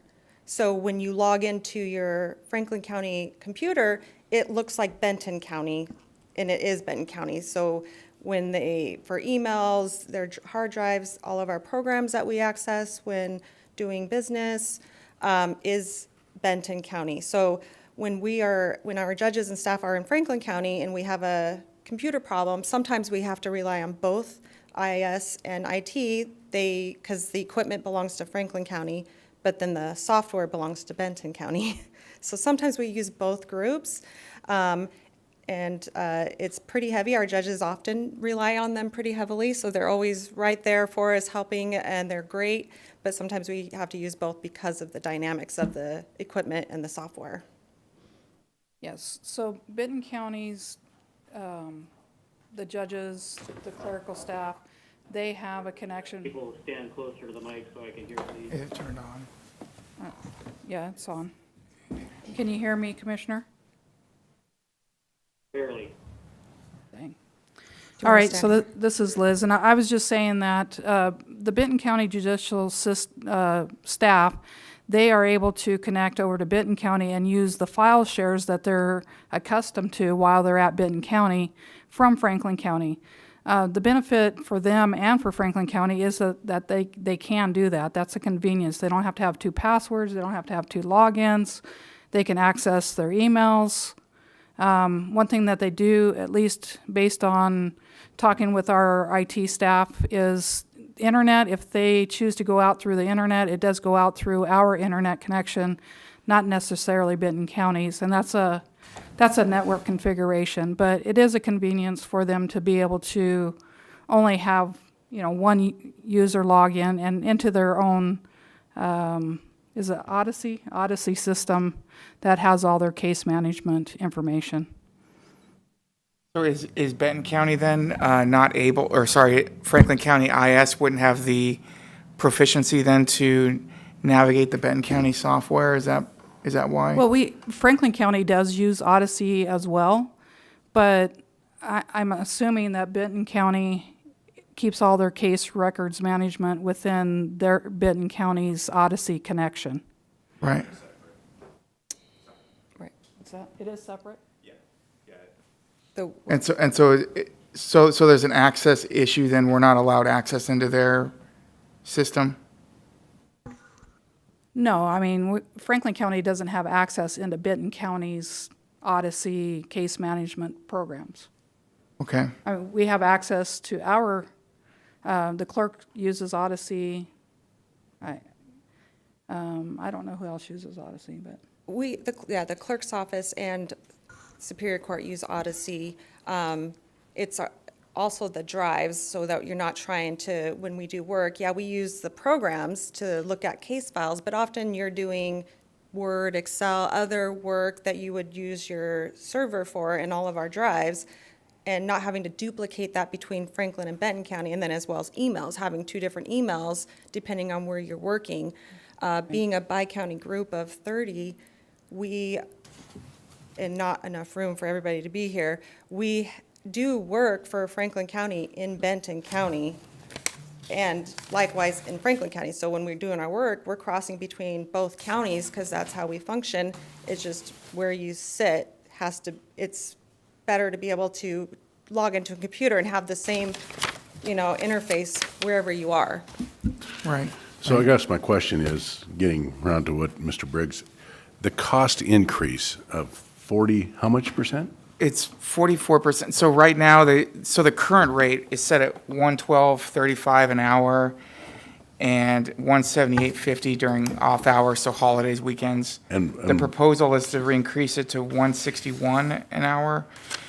And so that was the other part of the concern, is we're only charging them $55 an hour for the same, well, I don't know if it's the same services, but it's our IS services.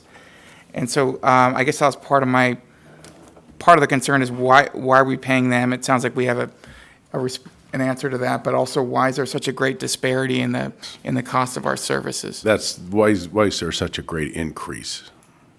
Benton County fixes their rate and just provides it to me. We pay an hourly rate and an admin fee that Benton County assesses us, and we do the same whatever we're assessed from Franklin County IS. So they both have an hourly rate, they both have an admin fee, and they provide it to us and we pay the bills. I don't have any say on what their rates are. From what I understand when you started inquiring, is that they established their hourly rate based on what their salary schedule is, and it to include like their hourly rate plus their benefits and everything. Whatever the county pays for them overall hourly is how they've established their rate.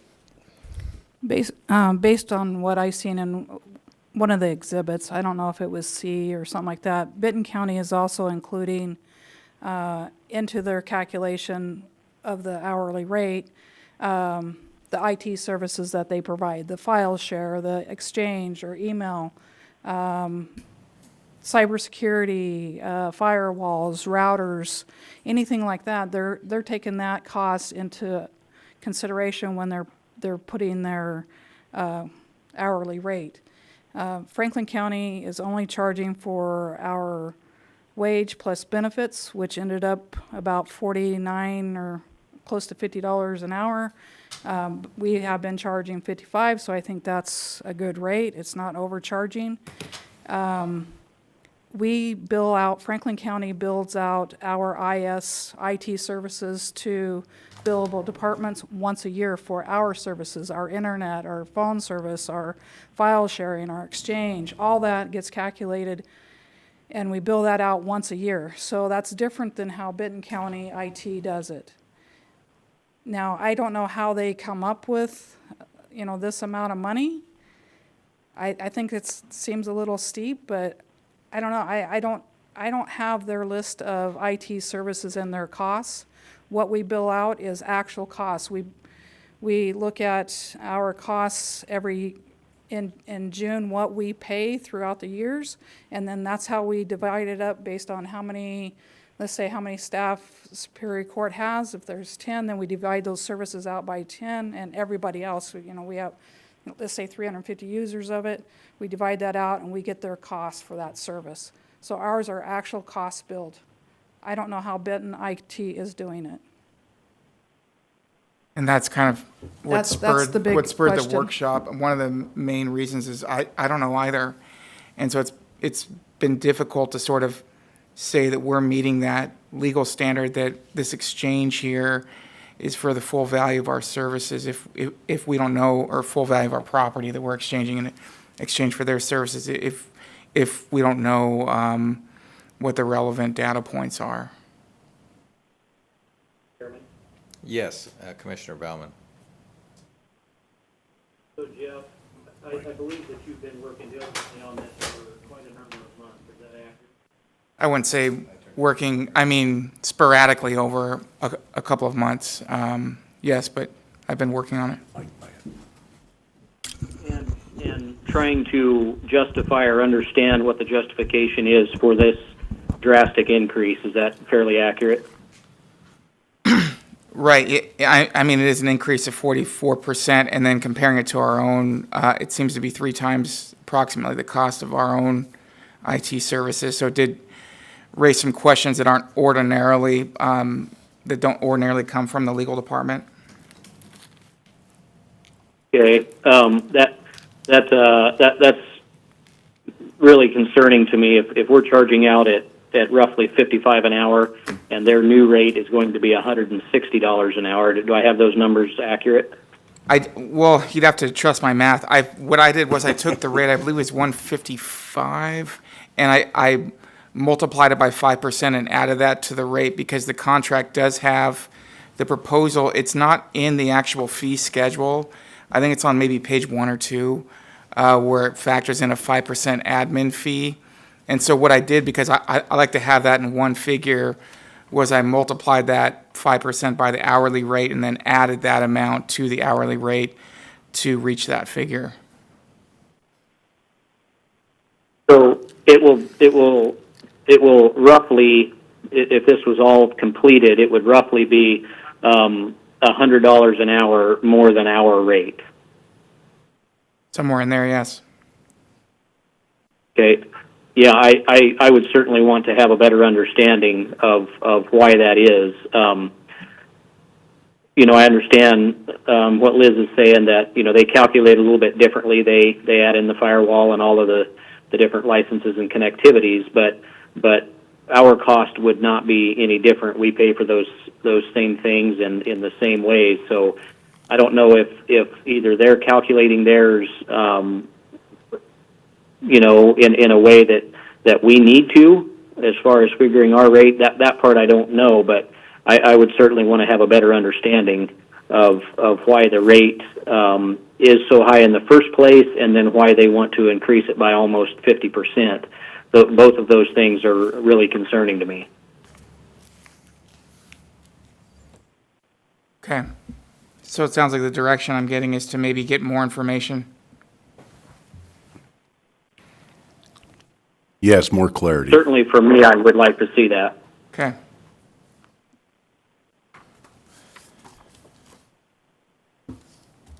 I would concur that we need to find out exactly what we're being charged, or if we need to raise our rates to match theirs. I mean, Right. Another question that I would have is what is this number over the space of the last year? How much did we spend last year? And if this rate were to take effect, what is the fiscal impact that would have on us? Right. Are we talking about $5,000 or $50,000? That would be a helpful component as well. Right. And I don't think it's a huge amount of money based on what I've seen preliminarily, but I didn't want to put it in because I wasn't sure on the exact figures. It looks like they may have missed some of the billing. They were supplementing. And I don't know, if the agreement's going to change the amount of calls that come in, either way, if we're going to increase our rates, if that would maybe result in calls being shifted more, having Benton County come up, because I know now under the agreement it says they can drive across the river and work on our systems, but historically they haven't done that. They've called Franklin County and given us, and this is why I was getting into the access issue, is because I guess what happens normally or has historically is that rather than driving across the river to come work on a problem, they'll give us like a limited access token or something, like a one-time Yeah, at admission. times. I mean, it doesn't happen very often. Franklin County's IT department gets called quite a bit for AV support, or the judge needs something. We're here. We act towards that, and we take care of the situations when we can. If not, we reach out to Benton IT. We've got a good, close relationship. If there's, if we need, a temporary password, they give them to us. It's just taking care of our customers is what it comes down to. I believe Franklin County charges Benton County or Superior Court more on work orders than Benton County charges Franklin County for work orders. Does that make sense? Because I know even this year, I think we've charged out $2,400 worth of work orders to Superior Court. Now, Benton County, I don't know, because Tiffany gets those. I think for the most part, when Benton County is assisting somebody over here, they're usually here. And if they're here, they remote in. The times when they need Franklin County to assist them is if they're trying to troubleshoot a computer and there's nobody there, they need them to go in and log in so that they can accept the remote access, maybe. But usually we're able to make a phone call and they just do it from there. And at that point, I don't think they bill us because they're not having to leave their office. So it's part of, during the regular budget cycle every year, I factor all of that into my budget every year, like what the anticipated assessments are going to be and anticipated hourly for service. So it's incorporated into my budget every year when I come before you guys so we can expect, and it's not a surprise, so the money is set aside for those things. That's not extra money. Can I give a little bit of more clarification? Sure. Here, get to the mic. Hi, this is Julio from IS. So typically, the only situations in which we actually, to my understanding, is where we get billed by Benton County is when we have to get admin rights access to a Benton County PC, which is the judge bench PCs and the judge quarters PCs as well. Other than that, AV stuff, WebEx stuff, we basically handle that all in-house with our freaking county IS. Okay, well, it sounds like I have the information I need. Just get a little bit more background on the increased fee amount and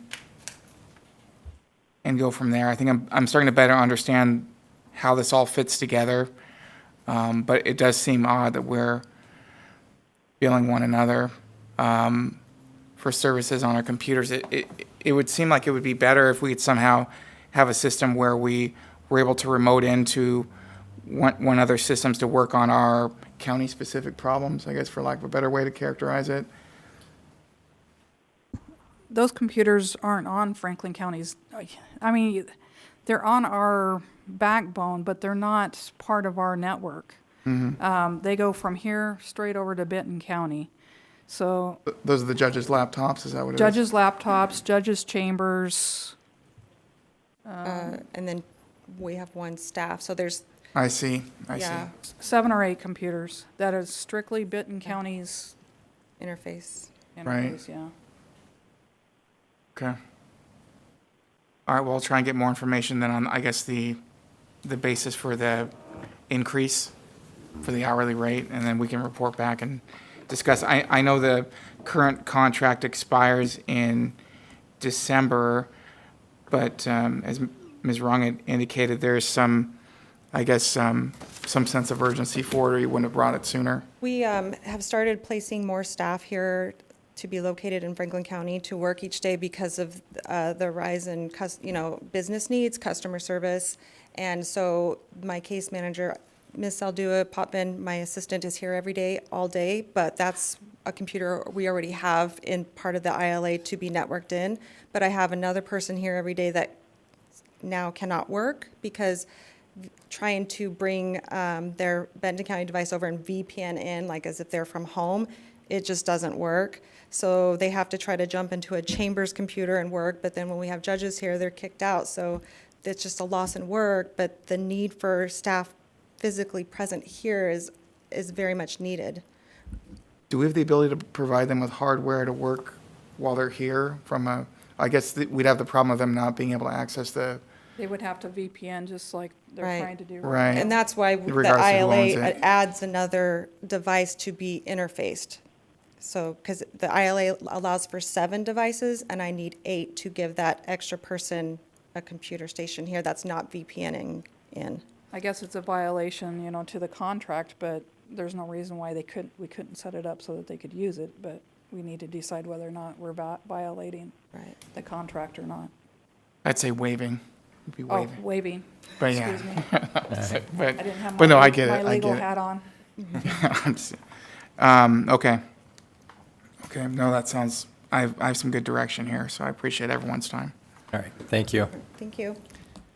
Russ, do you have time today, or do you need to go? I mean, No, I don't. I stayed back for Josie went, so we split up, so I'm good to do this. all right, come forward. Welcome. Thank you. Yeah, sorry. We had another thing at 11:30, but we split up. But I met with the treasurer, and I think I could represent her view on this pretty well. So. All right, thank you. This is about the horse stall discussion. Yeah, so I don't know if you guys want me to take the lead on it and then go from there. I think we've talked with Jeff and we've circulated some emails with the administrator's office. So I think we're kind of all on the same page about this. I think essentially the reason this even came in front of the board and the way this came to be is there was that resolution about 2 weeks ago where it put the treasurer office as a supervisor for the actual sale. So we just kind of wanted to clarify what our role in this is, what the role of the board is, and just to make sure we're kind of all on the same page while following the RCWs here.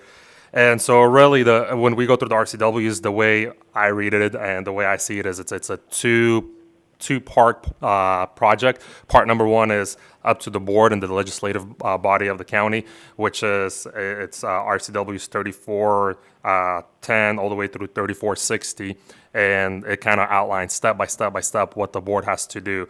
It's first decide that there is surplus, right? Have a posting about it for 2 weeks, 10 days before the actual meeting, then have an actual public meeting about the surplus, declare that property to be surplus. And at that point, that's when the treasurer office takes over saying, all right, well, the board has now declared this surplus. We've had a public hearing. Here is the list of the stuff. And then the treasurer's office comes in and says, okay, now we're going to work with an auction house. We're going to set a date. We're going to set a time. We're going to set the posting requirements and all that for the actual sale, and then we're going to sell. And so that's kind of the two parts to it. And since last meeting at the HAPO Center, we've all talked a little bit, and it sounds like we've done the first few steps for it. It's already posted in the newspaper by the administrator's office for the 26th to have the public hearing for the surplus. That's going to run 2 consecutive weeks and actually gives us more than enough time for the legal requirements there. So now it sounds like on the 26th, when you guys have the actual meeting for the surplus, if the board agrees at the time, if there's, I'm assuming, public input in it, if at that time board decides that, hey, this is public surplus and we're good to sell it, and I don't know if at that point if they're going to need a motion or a consent, that part I'm not sure on. They need a resolution. Okay. They have to make findings in the resolution that it's surplus, so. Okay, and so once that resolution passes saying, hey, these items listed here are surplus, at that point, that's really when the treasurer's office takes over, and at that point, that's when we reach out to the auction house. We work on a date with them. We get a contract signed for whatever date that is, obviously giving us enough of time for the 2-week requirements for posting 10 days before the actual auction. And then once we work with the auction house at that point, we'd notify the board and keep you guys in the loop. But really, I think at that point, it kind of becomes our jurisdiction, and we could check all the boxes as far as what RCWs require.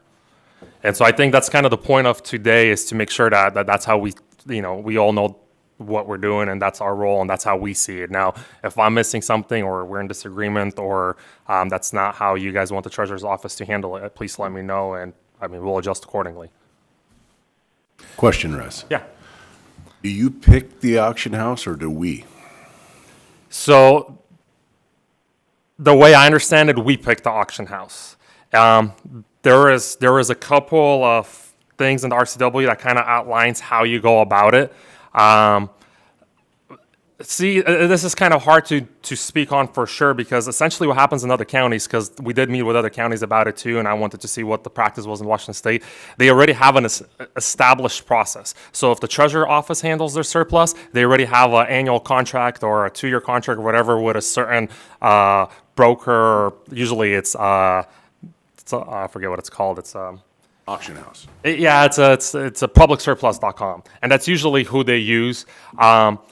And then if it's not the treasurer's office, if there's like a property management resolution or code or bylaws in the county that allows them to do anything else, then it could go through the administrator's office and then goes through a bid process and whatnot. So it just kind of depends. There's a lot of ways to do it. Because the treasurer's office has not been part of this in the past for whatever reason, we don't have a place that we used before for personal property. We've used it for like actual tax titles, and when we sold the Wilson house, we kind of went through different processes. But in this case, I believe the treasurer's office would be the one picking it.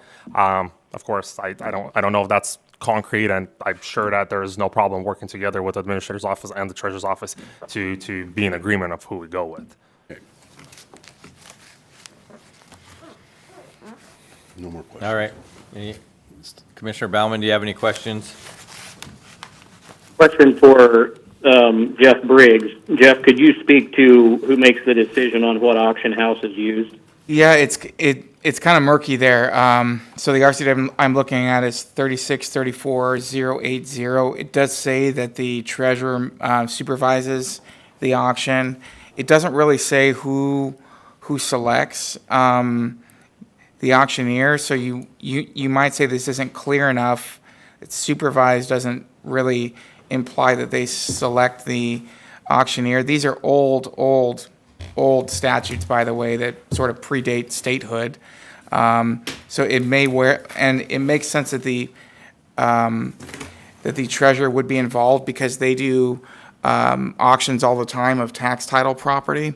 So I think that was probably when this statute was created, that was what they envisioned. But it's not clear enough to me that, at least from the face of the statute, that it's delegated to them. So ideally, I think we could delegate it to them in our declaration of surplus. We could say that we are delegating to the treasurer the authority to select and contract with an auctioneer. The other way potentially we could do it is to declare it surplus and select an auction company at the beginning and basically instruct the treasurer and the auction company to work together. I think the third would be to declare it surplus through the resolution and then have the treasurer select an auction company, work out a contract, and then come back to the board for approval of the contract. So I think, either of any number of those seems like a plausible solution. I do like any path forward that involves some express delegation by the board to the treasurer to select an auction company rather than having that implied in the statute, because it is a little bit murky as to what the authority is, and I think it's probably just because of how old the statute is. I appreciate that. The supervision of a process does not indicate that's who the decision-making process lies with. Along the lines with Commissioner Didier,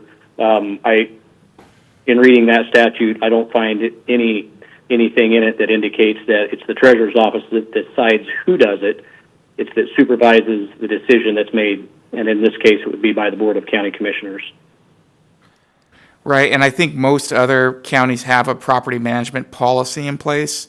And so it gets confusing when you ask other counties because their property management policy, more likely than not, probably vests that authority in the treasurer or some other official once they declare it surplus to sort of move forward. So it may not be comparing apples to apples when we talk to other entities. Sure.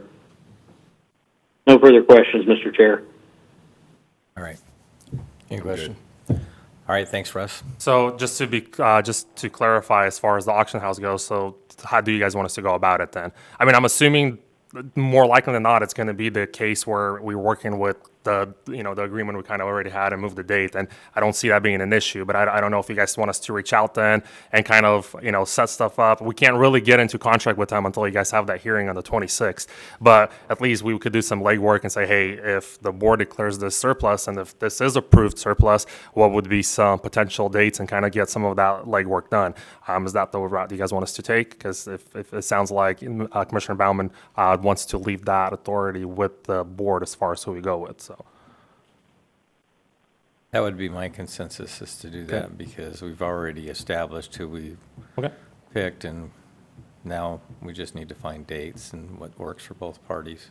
Okay, so we'll reach out to Booker Auctions and kind of get some potential dates, making sure we give ourselves enough of time for posting if the property gets declared surplus on the 26th. And then from there, we'll need probably 3 weeks because it requires 2 weeks to post and all that. So probably mid-July would be the first available. But I don't know what Booker Auction schedule looks like. So we'll stay in contact with them and we'll go from there. So do we want to build in the selection of Booker Auction into the declaration of surplus, or are we going to come back with another resolution? Or do we want to, delegate that to the treasurer? So on the resolution itself, how would it read? On the declaration of surplus? Right, we could delegate it, say that they are to select, contract with, and auction Booker the property. auction, yeah. Okay. Well, they've already done a lot of legwork on this. They've been sitting on the sidelines waiting for this to all get put into place. Right. And they've done a lot of work on it already. Mm-hmm. No, I agree. Because, Jeff, it would make it easier to do it all in one day, right? And that was the original intent. Right. So we don't have separate resolutions and separate dates. Because Right. we've worked a lot with Booker, and I think even the PA's office has been very supportive because of their expertise. And so I don't think there's any issues there. But, I mean, if we could, have it all in one spot, that would make it much easier. I do wish there's more clarity in terms of what the costs might be in the exhibit. It seemed like it was kind of a thumbnail sketch of, well, we'll figure some of that stuff out later. But it also sounds like we've all worked with Booker a lot in the past, so it's not like some new player that nobody knows about. And so it's probably me, I'm the one that's naive about the process more than anyone else, so. All right, thank you, Russ. I think we have direction, and I think we'll take a 10-minute break. All right. Are we going to continue on with more workshops? I think that was it, right? Yeah, if we do want to continued another day, Chair. The only thing I think with the property management is really the direction of the board, because Jeff has made an overture to the auditor's office on any more conversation that he'd like to have with this. He has not responded, and the office hasn't responded. So what I'd like to request is that I work with Jeff, give the auditor's office one more opportunity to weigh in, which we've given them multiple opportunities, bring it back to the board for discussion and, perhaps codification, because Jeff's done a great job, really trying to throw an olive branch out there, and I think we have it where we need it, but. Okay, so we'll just we'll put it on the agenda next week. Sounds good, yeah. All right. Thanks. At this point, I will adjourn the meeting unless there's any more business for the good of the county. No, sir, thanks. All right, meeting adjourned. Thank you. Thank you. Thanks, Stephen. Thanks. Bye-bye. Good day.